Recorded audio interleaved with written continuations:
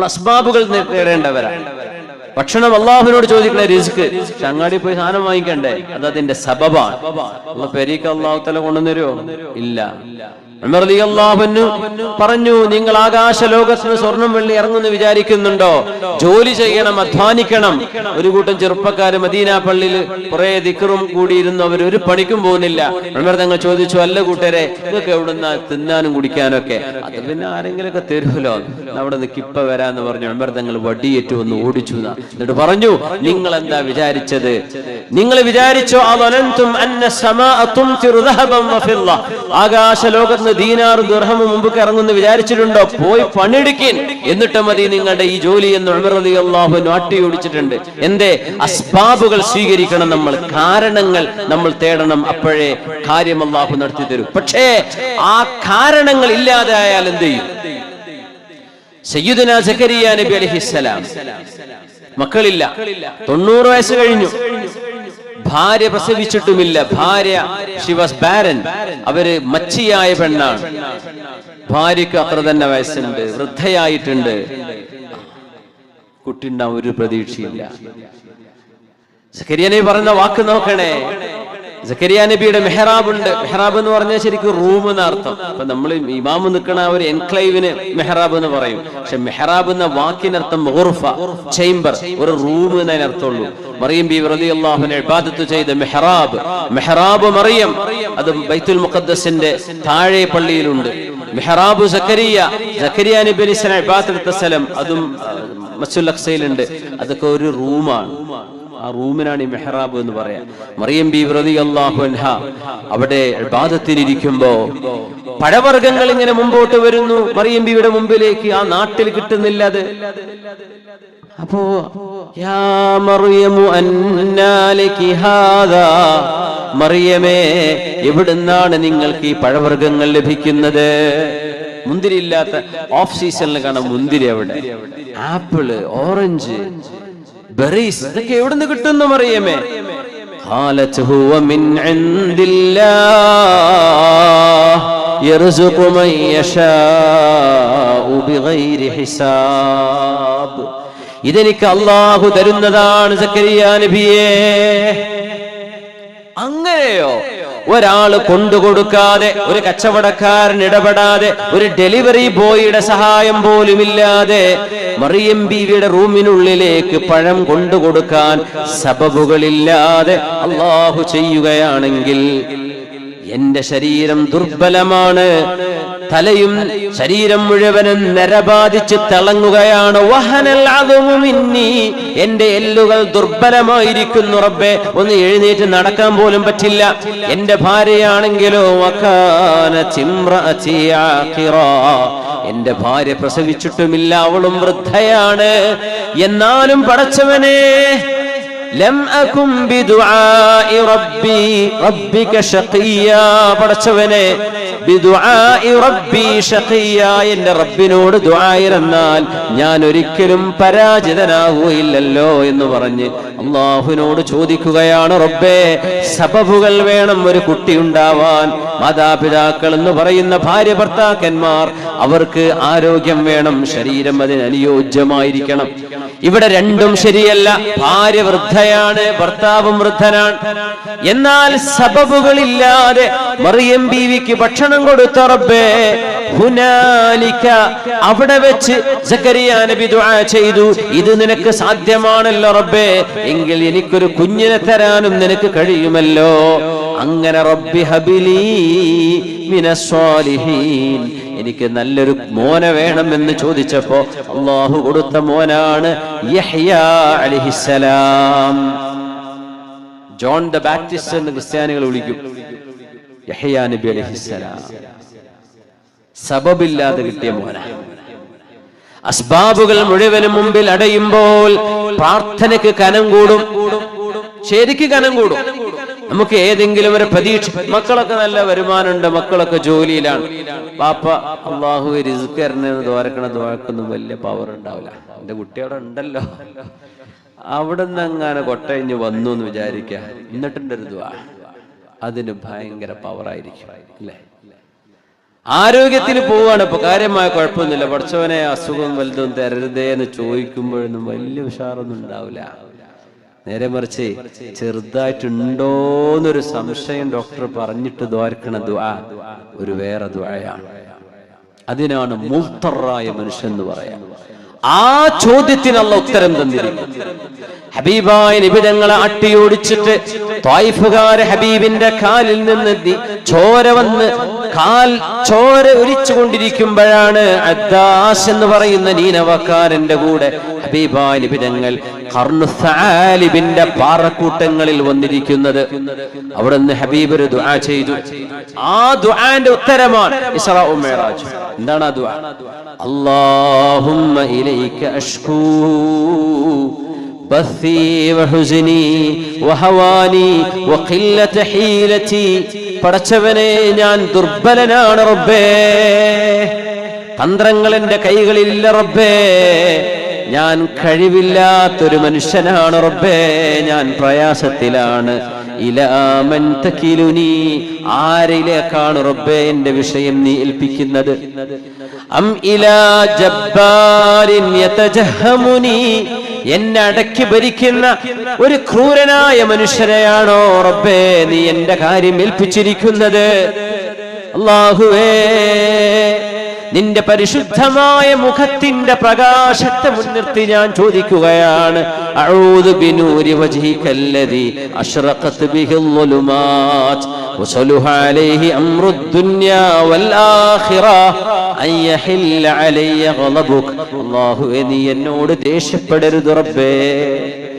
ഇല്ലം യകും ബിക ഗളബുൻ ഫലാ ഉബാലി, എന്റെ കാലിൽ നിന്ന് ചോര വരുമ്പോ ഭ്രാന്തന്മാരെ കാണുന്ന പോലെ ഖുറശിയായ ഹാഷിമിയായ എന്നെ എന്റെ ഉമ്മയുടെ നാട്ടുകാർ ഇങ്ങനെ ആട്ടി ഓടിക്കുമ്പോ, പടച്ചവനെ, നീ എന്നോട് ദേഷ്യപ്പെട്ടിട്ടില്ലെങ്കിൽ എനിക്ക് പ്രശ്നമല്ല റബ്ബേ, ഞാനത് സഹിക്കാം. നീ എന്നോട് ദേഷ്യപ്പെടരുതേ. ലകൽ ഉത്ബാ ഹത്താ തർളാ, അല്ലാഹുവേ, നിന്റെ പരിശുദ്ധമായ ദാത്തിന് മതിവരോളം നിനക്ക് തന്നെയാണ് സ്തുതി, നിനക്ക് തന്നെയാണ് ശുക്ർ, നിനക്ക് മാത്രമാണ് റബ്ബേ നന്ദി. ആ ദുആഇന്റെ ഉത്തരമാണ് ഇന്നഹു ഹുവസ് സമീഉൽ ബസീർ. ഇസ്രാഇന്റെ ആയത്ത്, സൂറത്തുൽ ഇസ്രായിലെ 1-ാമത്തെ ആയത്തിന്റെ അവസാനം അല്ലാഹു എല്ലാം കാണുന്നവനാണ്, എല്ലാം കേൾക്കുന്നവനാണ് എന്ന് റബ്ബ് തആല പറയുമ്പോ, നബിയേ, അങ്ങേ എന്താണ് ത്വായിഫുകാർ ചെയ്തതെന്ന് അല്ലാഹു കണ്ടിട്ടുണ്ട് നബിയേ.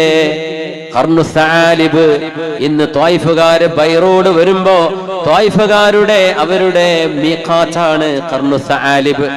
ആ ഖർനു സാലിബിൽ എത്തി നിൽക്കുമ്പോ ഹബീബാ നബി തങ്ങൾ ചെയ്ത ദുആ അല്ലാഹു കേട്ടിട്ടുണ്ട്.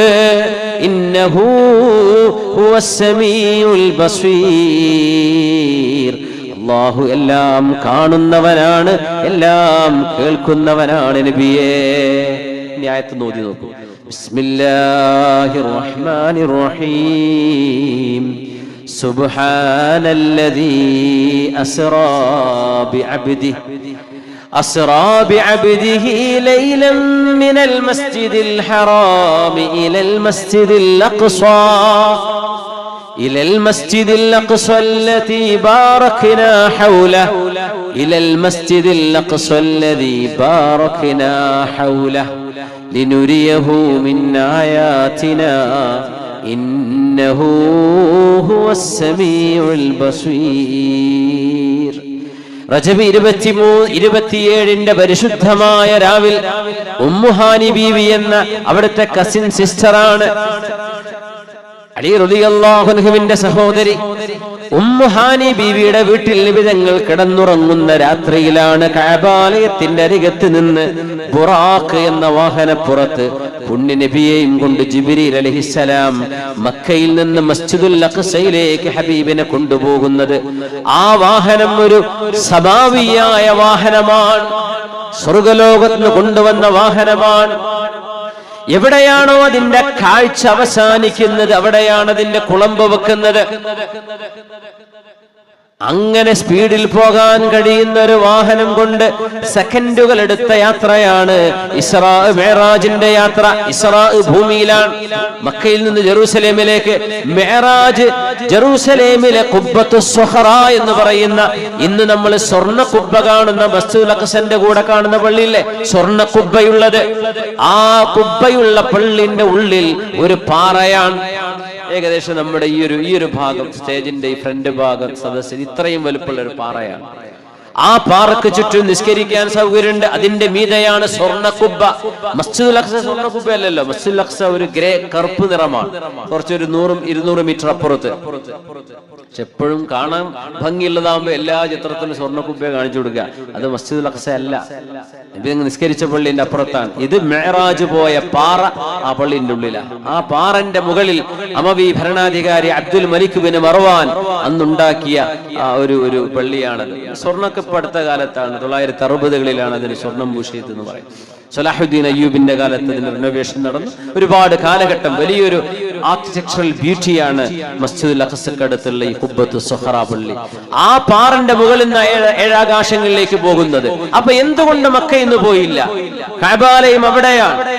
1,00,000 നിസ്കാരത്തിന്റെ കൂലിയാണ് സ്വലാത്തുൻ ഫീഹാ. മസ്ജിദുൽ ഹറാമിലെ ഒരു നിസ്കാരം 100,000 സ്വലാത്ത്, 1,00,000 നിസ്കാരത്തിന്റെ സ്ഥാനമാണ്, കൂലിയാണ് അതിന്. اللهم اكتبنا في المسجد الحرام صلوات كثيرة. ഒരുപാട് നിസ്കരിക്കാനും ഇബാദത്ത് ചെയ്യാനും അല്ലാഹുവേ ഞങ്ങൾക്ക് നീ തൗഫീഖ് നൽകണേ റബ്ബേ.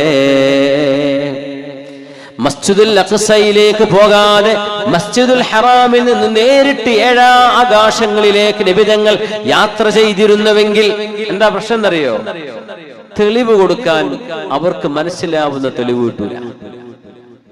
നേരെ മറിച്ച് മസ്ജിദുൽ അഖ്സ ഇവർ യാത്ര പോകുന്ന നാടാണ്. ജെറൂസലേം കഴിഞ്ഞാൽ പിന്നെ മെഡിറ്ററേനിയൻ കടല, മെഡിറ്ററേനിയൻ കടലിന്റെ നടുവിലെ സൈപ്രസ് കഴിഞ്ഞാൽ പിന്നെ ഇറ്റലിയാണ്, റോമാണ്, സ്പെയിനാണ്. അങ്ങനെയാണ് കടന്നു പോകാം. യൂറോപ്പിലേക്കുള്ള പടിവാതിലാണ് മസ്ജിദുൽ അഖ്സന്റെ ഭാഗം. അത് യൂറോപ്പാണ്. പിന്നെ അങ്ങോട്ട് യൂറോപ്യൻ കടലല്ലേ, മെഡിറ്ററേനിയൻ കടല്. ആ കടല് കടന്നാൽ പിന്നെ യൂറോപ്യൻ രാജ്യങ്ങൾ, ഈസ്റ്റേൺ യൂറോപ്പ്, പിന്നെ അങ്ങ് മിഡിൽ, പിന്നെ അങ്ങ് ഫാർ നോർത്തേൺ രാജ്യങ്ങളൊക്കെ അങ്ങോട്ടാ പോവുക. ആ ഒരു യാത്രയ്ക്ക് അവർ പോകുന്നത് മദീന വഴിയാണ്. മദീന വഴി ജെറൂസലേമിലേക്ക് പോയി പരിചയമുണ്ട്. 20 ദിവസം എടുക്കും പോയി വരാൻ. മസ്ജിദുൽ അഖ്സയിലേക്ക് പോയി എന്ന് പറയുമ്പോ അവർ ചോദ്യങ്ങൾ ചോദിച്ചു. എന്നാ മസ്ജിദുൽ അഖ്സയുടെ വാതിലിന്റെ എണ്ണം എത്ര? നബി തങ്ങൾ പറഞ്ഞു, എനിക്ക് അല്ലാഹു അതിന്റെ മുമ്പിൽ കൊണ്ടുവന്ന് കാണിച്ചു തന്നു, ഞാൻ അതിലേക്ക് നോക്കുന്നു. മറുപടി പറയുന്നു. എത്ര ജനല്? തങ്ങൾ എണ്ണം പറഞ്ഞു. എത്ര സ്റ്റെപ്പുകള്? തങ്ങൾ പറഞ്ഞു കൊടുത്തു. എത്ര തൂണുകള്? തങ്ങൾ പറഞ്ഞു കൊടുത്തു. പുറമെ അബൂജഹലെ, നിങ്ങളുടെ കച്ചവട സംഘം, നിങ്ങളുടെ കാരവാൻ മരുഭൂമിയിലുണ്ട്. നാളെ വൈകുന്നേരമാകുമ്പോ അവര് മക്കയിലെത്തും. നിങ്ങളുടേത് ബനൂ തമീം ഗോത്രക്കാർ, നിങ്ങളുടെ കച്ചവട സംഘം മറ്റന്നാൾ രാവിലെ ഇവിടെ എത്തും. അവർ പോരുന്ന വഴിയിൽ ഞാൻ കണ്ടിട്ടുണ്ട്. നിങ്ങളുടേത് ഈ നാളെ രാവിലെ ഇവിടെ എത്തിയിരിക്കും. ഓരോ കച്ചവട സംഘത്തെയും നബി തങ്ങൾ പറഞ്ഞു കൊടുത്തു. പറഞ്ഞ പോലെ കാര്യങ്ങൾ സംഭവിക്കുകയും ചെയ്തു. അപ്പൊ കണ്ടുപോയി എന്നുള്ള കാര്യം ഉറപ്പായി.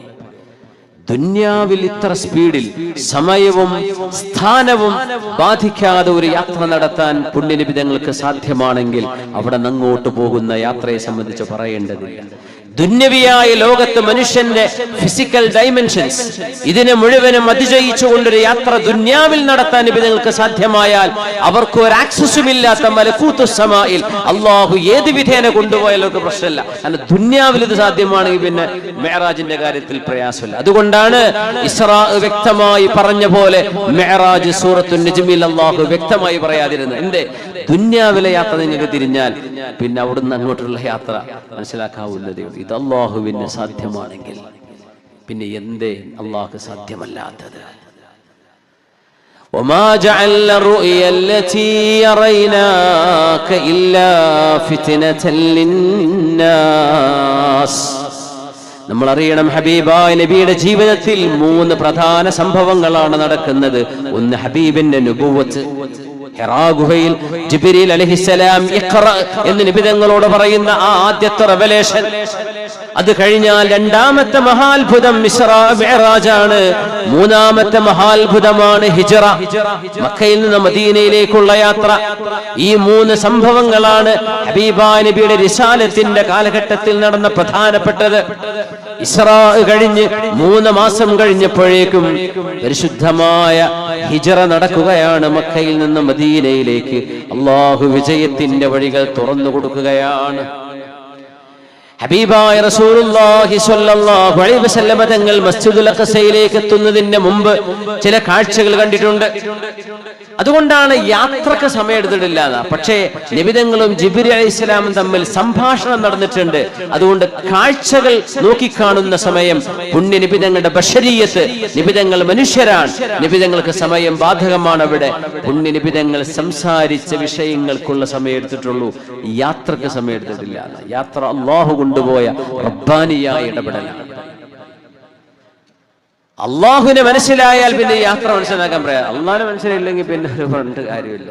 സുബ്ഹാന മനസ്സിലായാൽ അതിനപ്പുറം പറയുന്ന വിഷയം ഈ സുബ്ഹാന എന്ന പരിശുദ്ധമായ വിശേഷണം സാധ്യമായ അള്ളാഹുവിന്റെ ഇടപെടലാണ്. എന്താ അവിടെ പറയാൻ? ഒന്നും പറയാനില്ല. അള്ളാഹ്ക്കത് സാധിക്കുന്നില്ല, സംശയമുണ്ടോ? ഇല്ല. ഹബീബായ റസൂലുള്ളാഹി സ്വല്ലല്ലാഹു അലൈഹി വസല്ലം തങ്ങൾ മസ്ജിദുൽ അഖ്സയിലെത്തിയപ്പോൾ ആദ്യമായി ഹബീബിന് കുടിക്കാൻ കൊടുക്കുന്ന 2 കപ്പ് വെള്ളം, ഒന്നിൽ മദ്യമാണ്, ഒന്നിൽ പാലാണ്. ജിബ്രീൽ അലൈഹി സ്വലാത്തു വസ്സലാം ഹബീബായ നബി തങ്ങളുടെ കൈകൾ കൊടുത്തപ്പോൾ ഫഖ്താറൽ ലബൻ, നബി തങ്ങൾ പാല് തിരഞ്ഞെടുത്തപ്പോൾ ജിബ്രീൽ അലൈഹിസ്സലാം പറഞ്ഞു, ഹുദീതൽ ഫിത്ര, നബിയെ പരിശുദ്ധമായ മനുഷ്യന്റെ പ്രകൃതമാണ് നബിയെ അങ്ങ് തിരഞ്ഞെടുത്തത്. കാരണം പാല് അള്ളാഹു സംവിധാനിച്ചത് അങ്ങനെ തന്നെയാണ്. മൃഗത്തിൽ നിന്ന് കിട്ടുന്നു, നേരെ കുടിക്കുന്നു. കള്ള് അത് മുന്തിരി എന്ന റബ്ബുണ്ടാക്കിയ പഴത്തിൽ നിന്ന് മനുഷ്യൻ ഇടപെട്ട് അതിനെ കേടുവരുത്തി മദ്യമാക്കിയതാണ്, മനുഷ്യന്റെ ബുദ്ധിയെ തകരാറിലാക്കാൻ. അതുകൊണ്ട് അത് ഫിത്രത്തിന്റെ പ്രകൃതിക്ക് വിരുദ്ധമാണ്. മറ്റേത് പ്രകൃതിപരമായ ഭക്ഷണമാണ്. നബിയെ അങ്ങ് തെരഞ്ഞെടുത്തത് നല്ല ഭക്ഷണമാണ്. നോക്കണം, അന്ന് മദ്യം ഹറാമായിട്ടില്ല, പക്ഷേ മദ്യം കാണിച്ചു കൊടുത്തത് ഹറാമാകാൻ പോവുകയാ. മദീന കാലഘട്ടത്തിന്റെ ശേഷമാണ് മദ്യം ഹറാമാകുന്നത്. ആദ്യം ഇറങ്ങുന്ന മദ്യവും ലഹരിയും നിഷിദ്ധമാണ് എന്ന് ഖുർആൻ പറയാൻ തുടക്കം കുറിച്ച ആയത്ത് ശ്രദ്ധിച്ചു നോക്കൂ. ബിസ്മില്ലാഹിർ റഹ്മാനിർ റഹീം. ومن ثمرات النخيل والأعناب ومن ثمرات النخيل والأعناب تتخذون منه سكرا ورزقا حسنا. മുന്തിരിയിൽ നിന്നും ഈത്തപ്പഴത്തിൽ നിന്നും മത്ത് പിടിപ്പിക്കുന്നതും നല്ല ഭക്ഷണവും നിങ്ങൾ ഉണ്ടാക്കുന്നുവല്ലോ. മത്ത് പിടിപ്പിക്കുന്ന സഖറൻ, അറബ് ഭാഷ അറിയുന്നത് നെക്കിറയാണ്. റിസ്ഖൻ എന്ന് പറഞ്ഞത് നെക്കിറയാണ്. നെക്കിറയെ വസ്ഫ് ചെയ്തു. എങ്ങനെ? റിസ്ഖൻ, ആ റിസ്ഖിനെ അല്ലാഹു വിശേഷിപ്പിച്ചു റിസ്ഖൻ ഹസന, നല്ല ഭക്ഷണം. പക്ഷെ സഖർ, മദ്യത്തിൽ നിന്ന് വരുന്ന മത്തിനെ കുറിച്ച് പറഞ്ഞപ്പോ നല്ല മത്ത് എന്ന് പറഞ്ഞില്ല. അവിടെ തന്നെ സ്വഹാബത്തിന് പിടികിട്ടി ഇതിലെന്തോ നന്മയില്ലായ്മയുണ്ട്. നിങ്ങളുടെ മദ്യം നിങ്ങൾക്ക് ദോഷമാണ് എന്ന് അള്ളാഹു പറയാൻ പോകുന്നതിന്റെ ആരംഭമാണിത്. ഈ ആയത്തിന്റെ ആശയം മൻസൂഖാണ്. കാരണം മദ്യ നിരോധനം വന്നിട്ടുണ്ട്. പിന്നീട് 4 സ്റ്റെപ്പിലൂടെയാണ് മദ്യം നിരോധിക്കുന്നത്. അതിന് തൊട്ട് മുമ്പുള്ള സ്റ്റെപ്പ് നിസ്കരിക്കാൻ പോകുമ്പോൾ കുടിക്കരുത് എന്നാ പറഞ്ഞത്. അപ്പൊ ഏതെങ്കിലും ഒരുത്തം വെറുതെ ഖുർആന്റെ പരിഭാഷയൊക്കെ ഒന്ന് വായിച്ചാൽ ഇസ്ലാം മനസ്സിലാവുമെന്ന് വിചാരിച്ചിട്ടെങ്ങാനും ഈ ആയത്ത് നോക്കി അതിന്റെ വ്യാഖ്യാനം നോക്കാതിരുന്നാൽ എന്താണ് ഈ മൂല്യന്മാർ ഇങ്ങനെ പേടിപ്പിച്ചാ ചെയ്യുക? നിസ്കരിക്കാൻ പോകുമ്പോൾ കുടിക്കരുത് എന്നല്ലേ പറഞ്ഞിട്ടുള്ളൂ എന്ന് തോന്നിപ്പോകും. അതിന്റെ ഇപ്പുറത്ത് വേറെ ആയത്ത് വരുന്നുണ്ട്, ഒരിക്കലും തുടരുത്. ആ ആയത്ത് വരുന്നതിന്റെ മുമ്പ് വന്ന ആയത്താണ് ഇത്. മൻസൂഖാൻ, ഇത് ക്യാൻസൽഡ് ആണ് ഇതിന്റെ ആശയം. പിന്നെ അവസാനം പറഞ്ഞ അള്ളാഹുവിന്റെ നിയമമാണ് ഇന്നമൽ ഖംറു വൽ മൈസിർ വല്ലൻസ്വാബു വല്ലസ്ലാമു റിജ്സും മിൻ അമലിശ് ശൈത്വാൻ ഫജ്തനിബൂഹു ലഅല്ലകും തുഫ്ലിഹൂൻ. വിജയം വേണമോ മദ്യവും ശകുനം നോക്കലും ബഹുദൈവ ആരാധനയും നിങ്ങൾ ഉപേക്ഷിച്ചേ പറ്റൂ ചൂതാട്ടവും ഗാംബ്ലിംഗ്. ഇത് ഉപേക്ഷിച്ചു വിജയിക്കണോ, തൊടാൻ പാടില്ല എന്ന് പറയും. അത് ലാസ്റ്റ് വന്ന ആയത്താണ്. അതിന് മുമ്പ് നിസ്കരിക്കാൻ പോകുമ്പോ കുടിക്കരുതേ എന്ന് പറഞ്ഞു. അപ്പൊ സ്വഹാബികൾ കുറെ ആൾക്കാർ അതേ നിർത്തി. ചിലര് നിസ്കരിക്കാൻ പോകുമ്പോ കുടിക്കില്ല, നിസ്കാരം കഴിഞ്ഞ് ഇശ കഴിഞ്ഞിട്ട് കുടിച്ചിട്ടാണ് കിടക്കും. മൂത്രച്ചൂടാന്ന് പറഞ്ഞ് കുടിക്കണ മഹാന്മാരുണ്ട് നമ്മളെ നാട്ടില്. ഹറാമാണ്. അള്ളാഹു നിഷിദ്ധമാക്കിയതിൽ ഒരു മരുന്നുള്ള വെച്ചിട്ടില്ല. അള്ളാഹ് ഹറാമാക്കിയതിൽ ഒരു മരുന്നുമില്ല. വെറുതെ പറയാ കുടിയന്മാരെന്തെങ്കിലും പറഞ്ഞു കുടിക്കൂലേ, അതിന് പറയണത് മൂത്രച്ചൂടിന് കുടിക്കാന്ന്. പച്ച ഹറാമ് ചെയ്യുക, എന്നിട്ട് ന്യായീകരിക്കും ചെയ്യുക. അള്ളാഹ് ഹറാമാക്കിയതിൽ ഒരു മരുന്നും അള്ളാഹ് വെച്ചിട്ടില്ല. മനുഷ്യന്മാരുണ്ടാക്കി പറഞ്ഞ എന്ത് ചെയ്യും? അല്ലാഹു മദ്യനിരോധനം നടത്തുന്നതിന്റെ മുമ്പ് നൽകുന്ന സൂചനയാണ് ഇസ്രാ മിഅ്റാജിൽ ഹബീബായ നബി തങ്ങൾക്ക് പാലും ലഹരിയുള്ള മദ്യവും കൊടുത്തപ്പോ തങ്ങൾ മദ്യം തൊടാതെ പാലാണ് കുടിച്ചത് സല്ലല്ലാഹു അലൈഹി വസല്ലം. അതിന് പുണ്യ നബിയോട് ജിബ്രീൽ അലൈഹിസ്സലാം ഇഖ്തർതൽ ഫിത്റ, നബിയെ പ്രകൃതി ശുദ്ധമായ അല്ലാഹു ശുദ്ധമാക്കി വെച്ച മനുഷ്യന്റെ പ്രകൃതിയോട് യോജിച്ചതാണ് നബിയെ അങ്ങ് കുടിച്ചത്. അത് ഭക്ഷണമാണ്.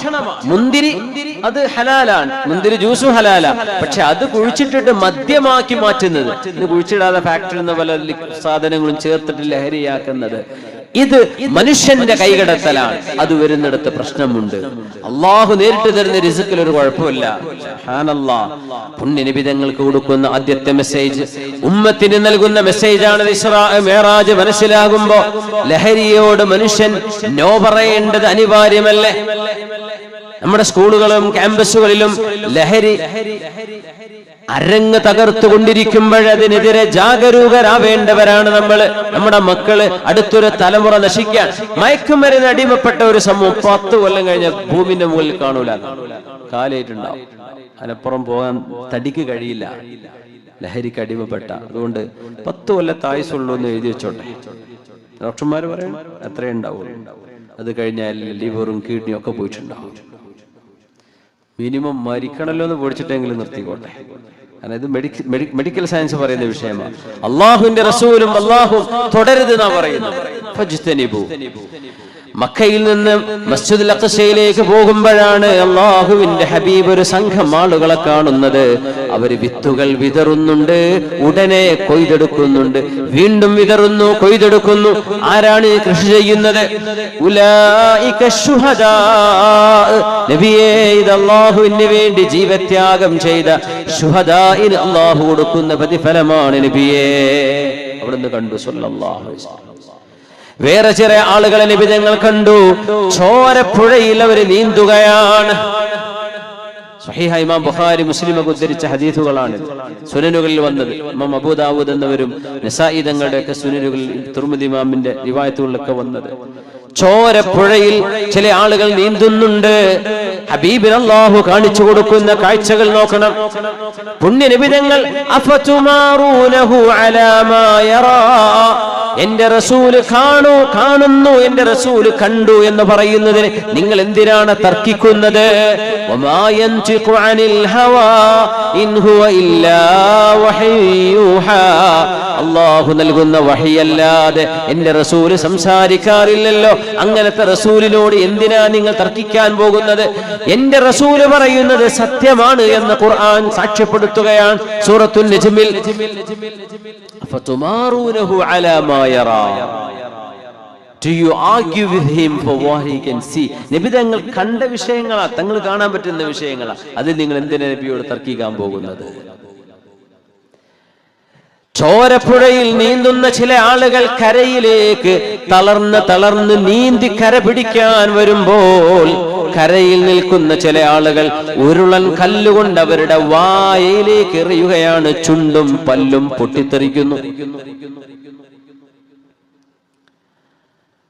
അങ്ങനെ തിരിച്ചു പോകുന്ന വീണ്ടും നടുക്കടലിലേക്ക്, വീണ്ടും തിരിച്ചിങ്ങോട്ട് നീന്തുന്നു.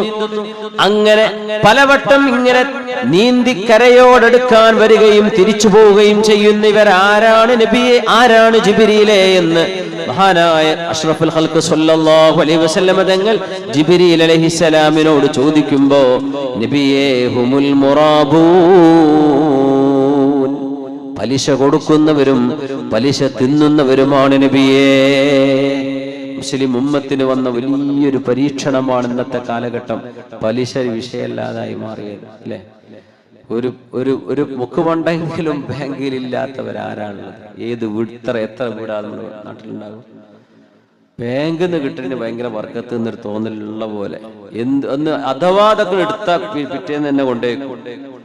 4-5 പവൻ വേറെ വെറുതെ കിട്ടുന്ന വിചാരം. ബാങ്കുകാർ പലിശക്കാണ് ഇടപാട് ചെയ്യുന്നത്. ഇനി ഒരുത്തം പറയും എനിക്ക് കൊടുക്കാൻ പ്രയാസമൊന്നുമില്ല, ഞാൻ തൃപ്തിയോടുകൂടെ കൊടുക്കുക, എനിക്ക് സമ്മത്ത് എന്നാ പറഞ്ഞ ഹലാലാവോ? ഹലാലാവൂല. അപ്പോഴത് ഹറാം തന്നെയാണ്, അത് പലിശയാണ്. കുടുങ്ങിപ്പോയി ഒരു മനുഷ്യൻ, കുടുങ്ങിപ്പോയി, നിവൃത്തില്ല. അള്ളാന്റെ മുമ്പിൽ പറയാൻ പറ്റിയൊരു കാരണമുണ്ടോ? നിങ്ങൾക്ക് അപ്പൊ ജായിസായിരിക്കാം.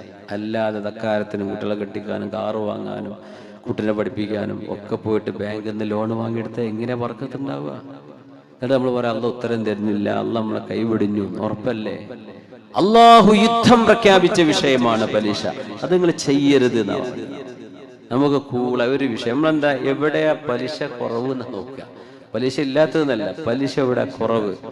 മഹല്ലുകളുടെ ഭാരവാഹികളോട് സൂചിപ്പിക്കുക, പലിശരഹിത വായ്പാ പദ്ധതികൾ നമ്മുടെ മഹല്ലിലൊക്കെ പൈസക്കാരുണ്ടെങ്കിൽ കൂട്ടമായ ഒരു സഹകരണത്തോടുകൂടെ പാവപ്പെട്ടവർക്ക് ഒരു ജാമ്യം ആരെങ്കിലും നിർത്തിക്കൊണ്ടെങ്കിലും വായ്പ അനുവദിക്കുക, പലിശയില്ലാതെ. ഇത് മനുഷ്യൻ അങ്ങോട്ടും കൂടെ സഹായിക്കേണ്ട വിഷയമാണ്. ഒരു മനുഷ്യൻ പ്രയാസപ്പെടുമ്പോൾ അയാളോട് പലിശ വാങ്ങി ചൂഷണം ചെയ്യരുത്. ആ മനുഷ്യനെ നിങ്ങൾ സഹായിക്കണം. സഹായം കൊടുക്കുന്ന സംഖ്യ എത്ര ദിവസം കഴിഞ്ഞാണോ അവർ തിരിച്ചു തരുന്നത്, അത്രയും ദിവസം അത്രയും വലിയ സംഖ്യ നിങ്ങൾക്ക് ദാനം ചെയ്ത് കൂലി വരെ അള്ളാഹു തരുമെന്ന് പുണ്യ നബി സല്ലല്ലാഹു അലൈഹി വസല്ലം. ഇപ്പൊ ചൂഷണം ചെയ്യാം, ഒരാൾക്ക് പൈസക്ക് ആവശ്യമുണ്ട്, അവനങ്ങോട്ട് കുഴക്കി കളയാണ്. 10,000 എടുത്താൽ അവൻ തിരിച്ചടക്കുന്നത് 1,00,000-ന്റെ മേലെയാണ് അല്ലേ? അവനോട് അടക്കാൻ പറ്റൂല. അവർക്ക് അല്ലാഹു നൽകുന്ന ശിക്ഷയാണ് നബിയെ. തൊട്ടതിനും പിടിച്ചതിനും കൊണ്ടുപോയി പണയപ്പെടുത്തിയിട്ട് നമ്മുടെ ആധാരങ്ങളും വീടുകളും ഭവനങ്ങളും നമ്മുടെ കച്ചവട സ്ഥാപനങ്ങളും എല്ലാം പണയത്തിൽ എന്നിട്ട് കൂളായിട്ട് നടക്കുകയും ചെയ്യാം. ഒന്നും ചെയ്യാത്ത അതൊക്കെ എല്ലാവരും ചെയ്യണില്ലേ? എനിയിപ്പോ എന്താ? അള്ളാന്റെ മുമ്പിൽ ചെന്ന് പറഞ്ഞാൽ മതി.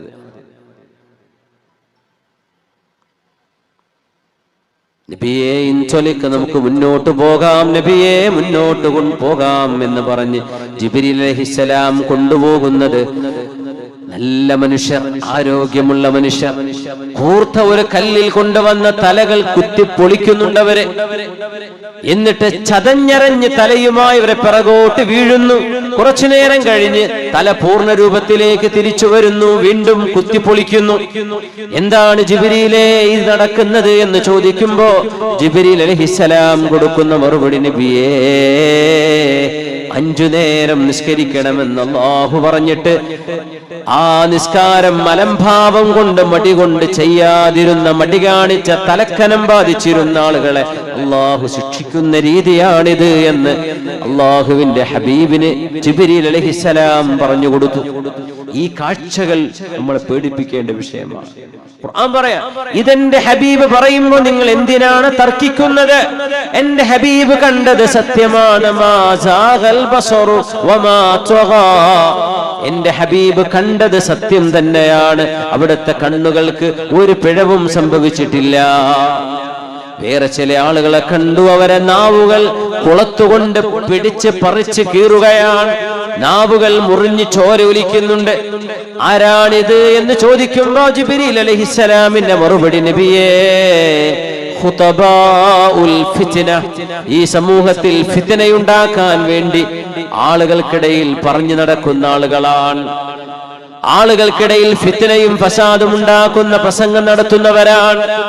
ഖുതബാഉൽ ഫിത്ന, ആളുകൾക്കിടയിൽ ഫിത്ന ഉണ്ടാക്കിയ ഒരു കാര്യം രമ്യതയിലും സൗഹാർദ്ദത്തിലും പോകുമ്പോ ആരെങ്കിലും അതിന് ഇടങ്കോല് വെക്കുക, ആ വിഷയത്തെ അങ്ങ് നശിപ്പിക്കുക, ഒരു നല്ല കാര്യത്തിന് മുടക്ക് ചെയ്യുക. ഇത്തരം ആളുകളുടെ നാവിന്റെ പ്രവർത്തനങ്ങൾക്ക് അല്ലാഹു നൽകുന്ന ശിക്ഷയാണ് നബിയേ ഈ കാണുന്ന ശിക്ഷയെന്ന് മഹാനായ ജിബ്രീൽ അലൈഹിസ്സലാം. പോക നബിയെ, പോകാം, മുന്നോട്ട് പോകാം.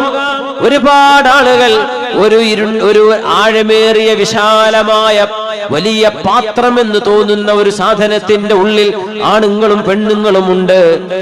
അതിന്റെ അടിഭാഗത്ത് തീ വെക്കുമ്പോൾ നഗ്നരായ ഈ ആണുങ്ങളും പെണ്ണുങ്ങളും ആ കലത്തിന്റെ ബോട്ടിൽ നെക്കിലേക്ക് അവർ പുറത്തു കടക്കാൻ വേണ്ടി എല്ലാവരും മേലോട്ട് തപ്പിപ്പിടിച്ച് കയറുമ്പോ അവരാർക്കും കയറാൻ കഴിയാതെ അവർ വെന്തുരുകയാണ്. വീണ്ടും അല്ലാഹു പൂർണ്ണ രൂപത്തിലേക്ക് അവരെ മാറ്റുന്നു. വീണ്ടും ആ കലത്തിന്റെ താഴേക്ക് വീഴുന്നു. അടിയിന്ന് ചൂടാക്കുമ്പോ തീയങ്ങ് വരുമ്പോൾ ഇവരൊക്കെ ആർത്ത് നിലവിളിച്ച് മേലോട്ട് കയറാൻ നോക്കുന്നു. അവര് നഗ്നരാണ്. പുണ്യനബി തങ്ങളോട് ജിബ്രീൽ അലൈഹിസ്സലാം, നബിയേ, ഇവര് വ്യഭിചാരം ചെയ്തവരായിരുന്നു, അതിഷ്ടപ്പെട്ടവരായിരുന്നു. അല്ലാഹു അവരെ നശിപ്പിക്കുന്ന ശിക്ഷിക്കുന്ന രീതിയാണിതെന്ന് മഹാനായ ജിബ്രീൽ അലൈഹിസ്സലാം.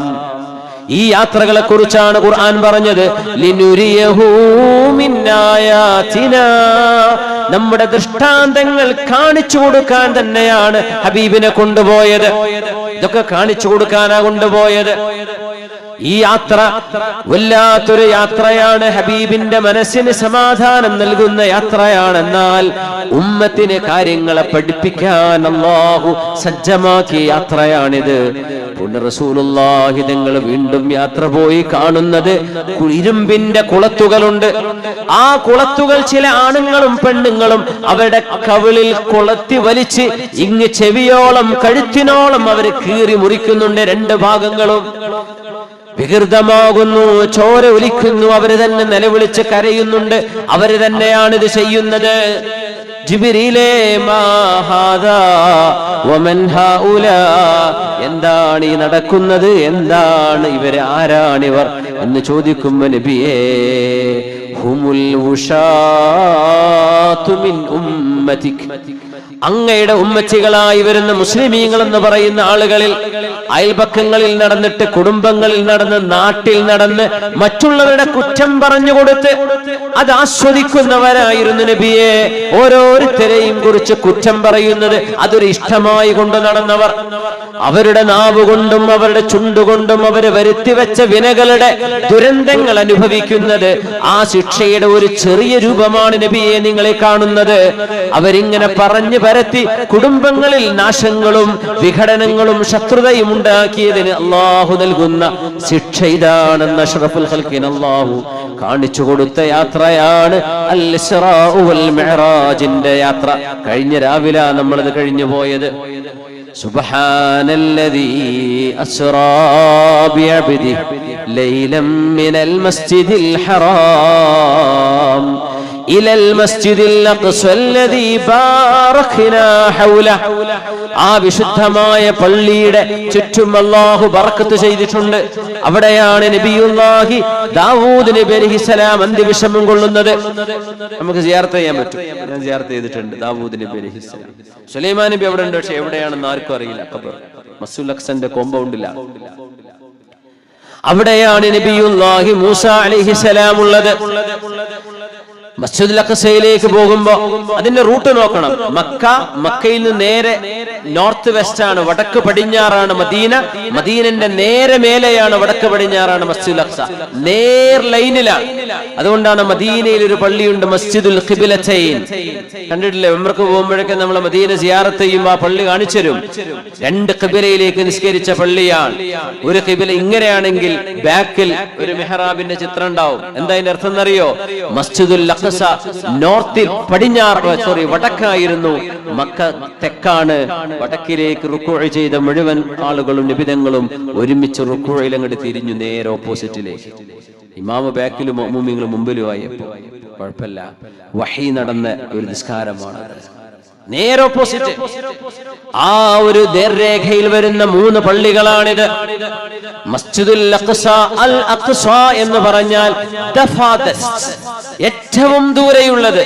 അപ്പൊ ഇടക്ക് ദൂരെയുള്ള സംഭവം ഉണ്ടാവും, ഇടക്ക് ദൂരെയുള്ള സ്ഥലം ഉണ്ടാവും. ആ സ്ഥലം അന്ന് അവിടെ പള്ളി വന്നിട്ടില്ല. ആ ഇടക്ക് വന്ന ഖസ്വിയായ പള്ളിയാണ് അൽ മസ്ജിദുൻ നബവി. അൽ അഖ്സ ഏറ്റവും ദൂരെ എന്നല്ലേ, അപ്പൊ കുറച്ച് ദൂരമുള്ള പള്ളിന്റെ ഇടക്ക് വരാനുണ്ട് എന്ന സൂചന അൽ അഖ്സ എന്ന വാക്കിന്റെ ഉള്ളിൽ ഉണ്ടായിരുന്നു. അന്ന് മദീനത്തെ പള്ളി ഉണ്ടായിട്ടില്ല. മദീനത്തെ പള്ളി ഉണ്ടാകുന്നതിന് ശേഷമാണ്. ആ വിശുദ്ധമായ മസ്ജിദുൽ അഖ്സയുടെ ചുറ്റും നമ്മൾ ബറക്കത്ത് ചെയ്തിട്ടുണ്ട്. അവിടെ ഒരുപാട് മഹാന്മാർ കിടക്കുന്നുണ്ട്. അവിടെയാണ് യൂനുസ് അലൈഹിസ്സലാം, അവിടെയാണ് ഇബ്രാഹിം അലൈഹിസ്സലാം, അവിടെയാണ് സാറ ബീവി ഉള്ളത്, ഇബ്രാഹിം നബിയുടെ ഭാര്യ, ഇസ്ഹാഖ് നബിയുടെ ഉമ്മ. അവിടെയാണ് യാക്കൂബ് നബി അലൈഹിസ്സലാം ഉള്ളത്. അവിടെയാണ് ഇസ്ഹാഖ് നബിയും ഭാര്യ റിഫ്ഖ ബീവിയും ഉള്ളത്. അവിടെയാണ് യൂസുഫ് അലൈഹിസ്സലാം ഉള്ളത്. അതൊക്കെ നമുക്ക് സിയാറത്ത് ചെയ്യാൻ പറ്റും അവിടെ ചെന്നാൽ. മസ്ജിദുൽ അഖ്സന്റെ ചുറ്റുമാണ്. ഇങ്ങനെ ബറക്കത്തുള്ള വല്ലാത്തൊരു നാട്. അർളുൽ മഹ്ശരി വൽ മൻശർ. നാളെ അല്ലാഹു ഖിയാമത്ത് നാള് സംവിധാനിക്കുമ്പോൾ വിചാരണ ചെയ്യുന്ന മൈതാനം മസ്ജിദുൽ അഖ്സ നിലകൊള്ളുന്ന ജെറൂസലേമും അതിന്റെ പരിസരങ്ങളുമായിരിക്കുമെന്ന് പരിശുദ്ധ ഹദീസിലുണ്ട്. ഭൂമി അല്ലാഹു നിരപ്പാക്കും. മഹ്ശറ എന്ന ആ സ്ഥലം വരുന്നത് ഇന്നത്തെ ഫലസ്തീൻ നിൽക്കുന്ന പ്രദേശമാണ്.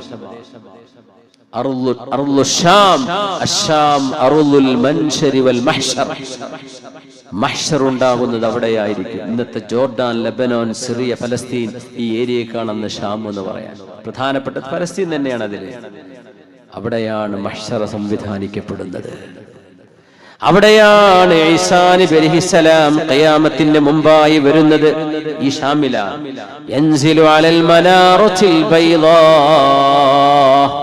വെളുത്ത ഒരു മുനാരത്തിലൂടെ സുബഹി നേരം 2 മലക്കുകളുടെ ചിറകുകളിൽ കൈവച്ചുകൊണ്ട് യഖ്തുറു മിൻ റഅസിഹി മിഥ്ലുൽ ജുമാൻ. മുത്തുപോലോത്ത വളരെ മനോഹരമായ വജ്രകണങ്ങളെ പോലോത്ത വെള്ളത്തുള്ളികൾ വീണുകൊണ്ടിരിക്കുന്ന പോലെ ഈസാ നബി അലൈഹിസ്സലാം കുളിച്ചിറങ്ങുന്ന പോലെ അൽ മനാറത്തുൽ ബൈളാ ശർഖിയ ദിമഷ്ക്, ഡമസ്കസിന്റെ ഈസ്റ്റ് ഭാഗത്തുള്ള കിഴക്ക് ഭാഗത്തുള്ള പള്ളിയുടെ മുനാരത്തിലൂടെയാണ് വരിക. ഇത് പറയുമ്പോഴേ ഡമസ്കസ് എന്ന് പറഞ്ഞ നാട് തങ്ങൾ ഈ പറയുന്ന സമയത്തില്ല എന്നത് വലിയൊരു അത്ഭുതമാണ്. അതിനുശേഷം ഉണ്ടായ നാടാണ്. ഉമർ റളിയല്ലാഹുവിന്റെ കാലത്തെ കൂഫയും ബസറയും ഉണ്ടാണ്. അതുവരെ ഈ ഇറാഖിൽ ആ 2 നാടില്ല, ആ 2 പ്രവിശ്യകളില്ല. എന്ന പോലെ ഡമസ്കസ് ഇല്ലായിരുന്നു. തങ്ങളുടെ പേരാ ഡമസ്കസ്. അവിടെ ഒരു നഗരം വരും. ഇന്ന് സിറിയന്റെ തലസ്ഥാനം. അവിടെ വലിയൊരു പള്ളിയുണ്ട്. ഇന്നുണ്ട് ആ പള്ളി. അൽ മസ്ജിദുൽ അമവി. 1350 കൊല്ലായി, 1400 കൊല്ലത്തിനടുത്തെത്തി. അൽ മസ്ജിദുൽ അമവി. ആ പള്ളിയുടെ മുനാരമാണ് ഡമസ്കസിന്റെ കിഴക്ക് ഭാഗത്തുള്ള പള്ളി. ഇതും ഷാമിന്റെ ഉള്ളിൽ. അവിടെയാണ് മഹ്ശർ വരുന്ന സ്ഥലം. ഈസാ നബി ഇറങ്ങി വരുന്ന പള്ളി അതാണ്. അവരിറങ്ങി വരുമ്പോ ആ പള്ളിയിൽ ഇമാം മഹ്ദി തങ്ങൾ നിസ്കരിക്കാൻ, സുബഹി നിസ്കരിക്കാൻ കാത്തിരിക്കുകയായിരിക്കുന്നു. ആ പള്ളിയെ ബാരിക്കേഡ് കെട്ടിയിട്ട് പൂട്ടിയിട്ടുണ്ടാകും. മുഅ്മിനീങ്ങൾ സുബഹി നിസ്കാരത്തിന് കാത്തിരിക്കുമ്പോ അതാ വരുന്നു റൂഹുല്ലാഹി ഈസാ അലൈഹിസ്സലാം. ഇമാം മഹ്ദി തങ്ങൾ പറയും, ഈസാ നബിയേ, ഇന്നത്തെ സുബഹി നിസ്കാരത്തിന് നിങ്ങൾ ഇമാം നിൽക്കണം. അപ്പൊ പറയും, ഇമാമുക്കും മിൻകും, നിങ്ങളിലെ ഇമാം ഉമ്മത്ത് റസൂലുള്ളാഹിയിലെ നിങ്ങൾ തന്നെയാണ്. ഞാൻ നിൽക്കൂല, ഞാൻ മഅ്മൂമായിക്കോളാം. അങ്ങനെ ഇമാം മഹ്ദി ഇമാമായി നിന്ന് 2 റക്അത്ത് സുബഹി നിസ്കരിച്ചിട്ടാണ് ഈസാ നബി അലൈഹിസ്സലാം മസീഹുദ് ദജ്ജാലിനെ പിടിക്കാനുള്ള യാത്രക്ക് ആരംഭിക്കുന്നത്. ഈസാ നബിയുടെ ദഅവത്ത് ആരംഭിക്കുന്നത് ഈ നാട്ടിലാണ്. അതുകൊണ്ടാ വിശുദ്ധ ഹദീസിൽ തങ്ങൾ പറഞ്ഞത് ഫസാദു ഷാം ഫസാദു ദുനിയ. അതുകൊണ്ട് ഷാമിൽ പ്രശ്നങ്ങൾ ഉണ്ടാകുന്നത്, അതായത് ഫലസ്തീനിലും ജോർഡാനിലും ലെബനോനിലും സിറിയയിലും, ഈ 4 നാടുകൾ പ്രദേശത്തിന് ഷാം എന്ന് പറയാം. അവിടെ പ്രശ്നങ്ങൾ ഉണ്ടാകുന്നത് ലോക പ്രശ്നത്തിന് കാരണമാകുമെന്ന് പുണ്യനബി സ്വല്ലല്ലാഹു അലൈഹി വസല്ലം. അല്ലാഹു കാത്തുരക്ഷിക്കട്ടെ. ഭയങ്കര അപകടമാണ്. പുണ്യനബി നിങ്ങൾ പറഞ്ഞിടത്തേക്ക് കാര്യങ്ങൾ ഇങ്ങനെ നീങ്ങിക്കൊണ്ടിരിക്കുക. അതിന്റെ ചില സബബുകളാണ് നമ്മൾ കണ്ടുകൊണ്ടിരിക്കുന്നത്. പേടിപ്പിക്കാൻ വേണ്ടി പറയല്ല. ഇങ്ങനൊരു സംഭവം ഉണ്ട്, നമ്മുടെ ഈമാൻ വർദ്ധിക്കുക, ഇതൊക്കെ പുണ്യ നബി നമ്മളോട് പറഞ്ഞു പോയ യാഥാർത്ഥ്യങ്ങളാണ് എന്ന് ബോധിക്കാൻ വേണ്ടി പറയാം. അർദുൽ മഹ്ശരി വൽ മൻശർ, ഇത് പുനരുദ്ധാരണ നാൾ അല്ലാഹു സംവിധാനിക്കുന്ന പ്രദേശമാണ്. ഹബീബായ നബി തങ്ങൾ അംബിയാഇന് 2 റക്അത്ത് ഇമാമായി നിൽക്കുന്നു സല്ലല്ലാഹു അലൈഹി വസല്ലം. 2 റക്അത്ത് നിസ്കരിക്കുന്നു.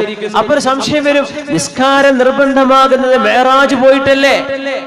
അപ്പോ അവിടെ പോണതിന് മുമ്പ് തന്നെ തങ്ങൾ നിസ്കരിച്ചല്ലോ. അപ്പൊ എവിടുന്നാ തങ്ങൾ നിസ്കാരം മനസ്സിലായത്? പുണ്യനബിക്ക് നിസ്കാരമുണ്ട് മക്കയിൽ. മക്കയിലായിരിക്കെ തന്നെ നബി തങ്ങൾ നിസ്കരിക്കുമായിരുന്നു. അലാ സ്വലാത്തി ഇബ്രാഹിം, ഇബ്രാഹിം അലൈഹിസ്സലാമിന്റെ നിസ്കാരമുണ്ട് നബി തങ്ങൾക്ക്.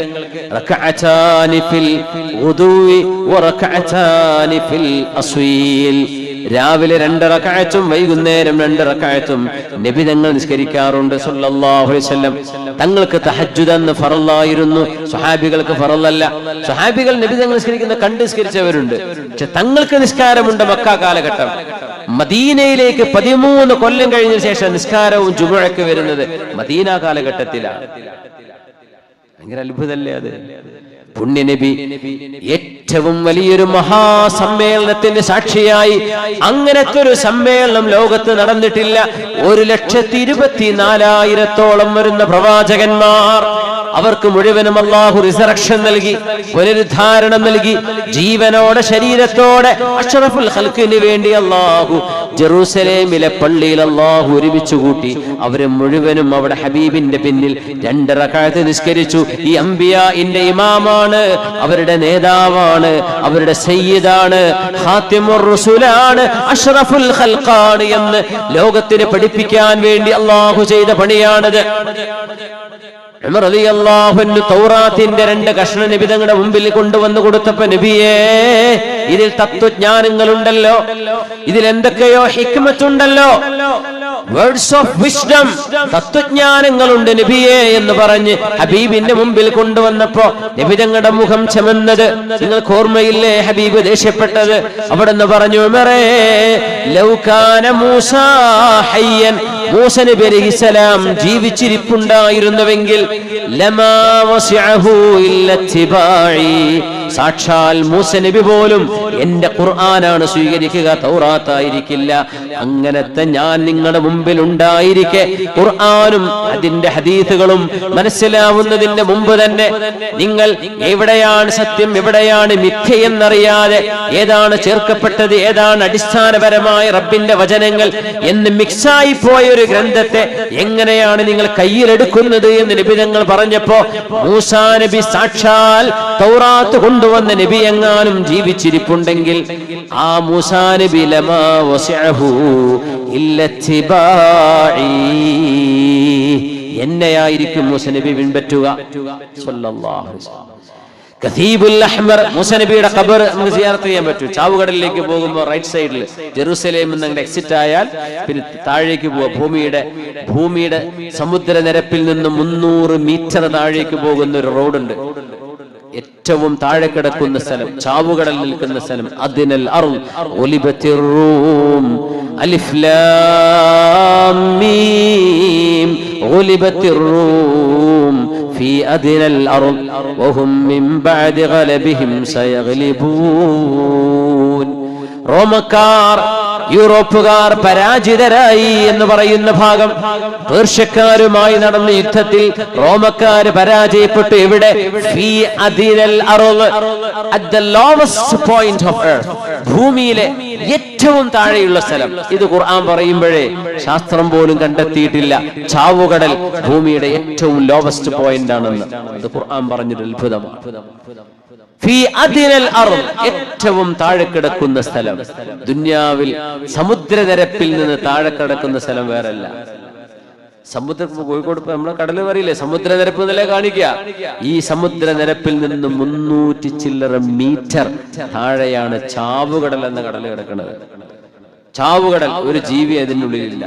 സമൂദ് ഗോത്രക്കാരെ ലൂത്ത് നബിയുടെ സമുദായത്തെ നശിപ്പിച്ചത് അതിന്റെ വക്കത്താണ്, അതിന്റെ പരിസരത്താണ്. ആ സംഭവത്തെ ഖുർആൻ പറഞ്ഞ അത്ഭുതം നോക്കണം. ഫീ അദ്നൽ അർദ്, മൂസാ നബി അലൈഹിസ്സലാമിന്റെ ഖബർ ആ ഒരു ചാവുകടലിലേക്ക് പോകുക. ആ ചാവുകടലിൽ ചെന്ന് അവിടുന്ന് ലെഫ്റ്റ് സൈഡിലേക്ക് പോയാൽ ജോർഡാൻ, വലത് റൈറ്റ് സൈഡിലേക്ക് പോയാൽ ഈലാത്ത് വഴി ഈജിപ്തിന്റെ ബോർഡറിലേക്ക് പോകും. ആ പോകുന്ന വഴിയിൽ വലതുഭാഗത്ത് കാണാം ദരീഹുൻ നബി മൂസ അലൈഹിസ്സലാം. This is the mausoleum of prophet Musa നബി അലൈഹിസ്സലാമിന്റെ ഖബറാണ് ഇവിടെ. ഇവിടെ ചെന്നാൽ കാണാൻ പറ്റും മൂസാ നബി അലൈഹിസ്സലാം. തങ്ങൾ യാത്ര പോകുമ്പോ പറഞ്ഞു, ഞാൻ മൂസാ നബി അലൈഹിസ്സലാമിന്റെ ഖബറിന്റെ മുകളിലൂടെ യാത്ര ചെയ്യുമ്പോ അലൽ കസീബിൽ അഹ്മർ, ചമന്ന ഒരു കുന്നിന്റെ അരികത്തുകൂടെ ചെല്ലുമ്പോ റഅയ്തു മൂസാ യുസല്ലി ഫീ ഖബ്രിഹി, മൂസാ നബി അലൈഹിസ്സലാം ഖബറിന്റെ ഉള്ളിൽ നിസ്കരിക്കുന്നത് ഞാൻ കണ്ടു എന്ന് റസൂലുള്ളാഹി സ്വല്ലല്ലാഹു അലൈഹി വസല്ലം. തങ്ങൾ കണ്ടു. അമ്പിയ മുഴുവൻ ജീവിച്ചിരിക്കുന്നവരാണ്, മരിച്ചു കഴിഞ്ഞാലും ജീവിച്ചിരിക്കുന്നവരാണ്.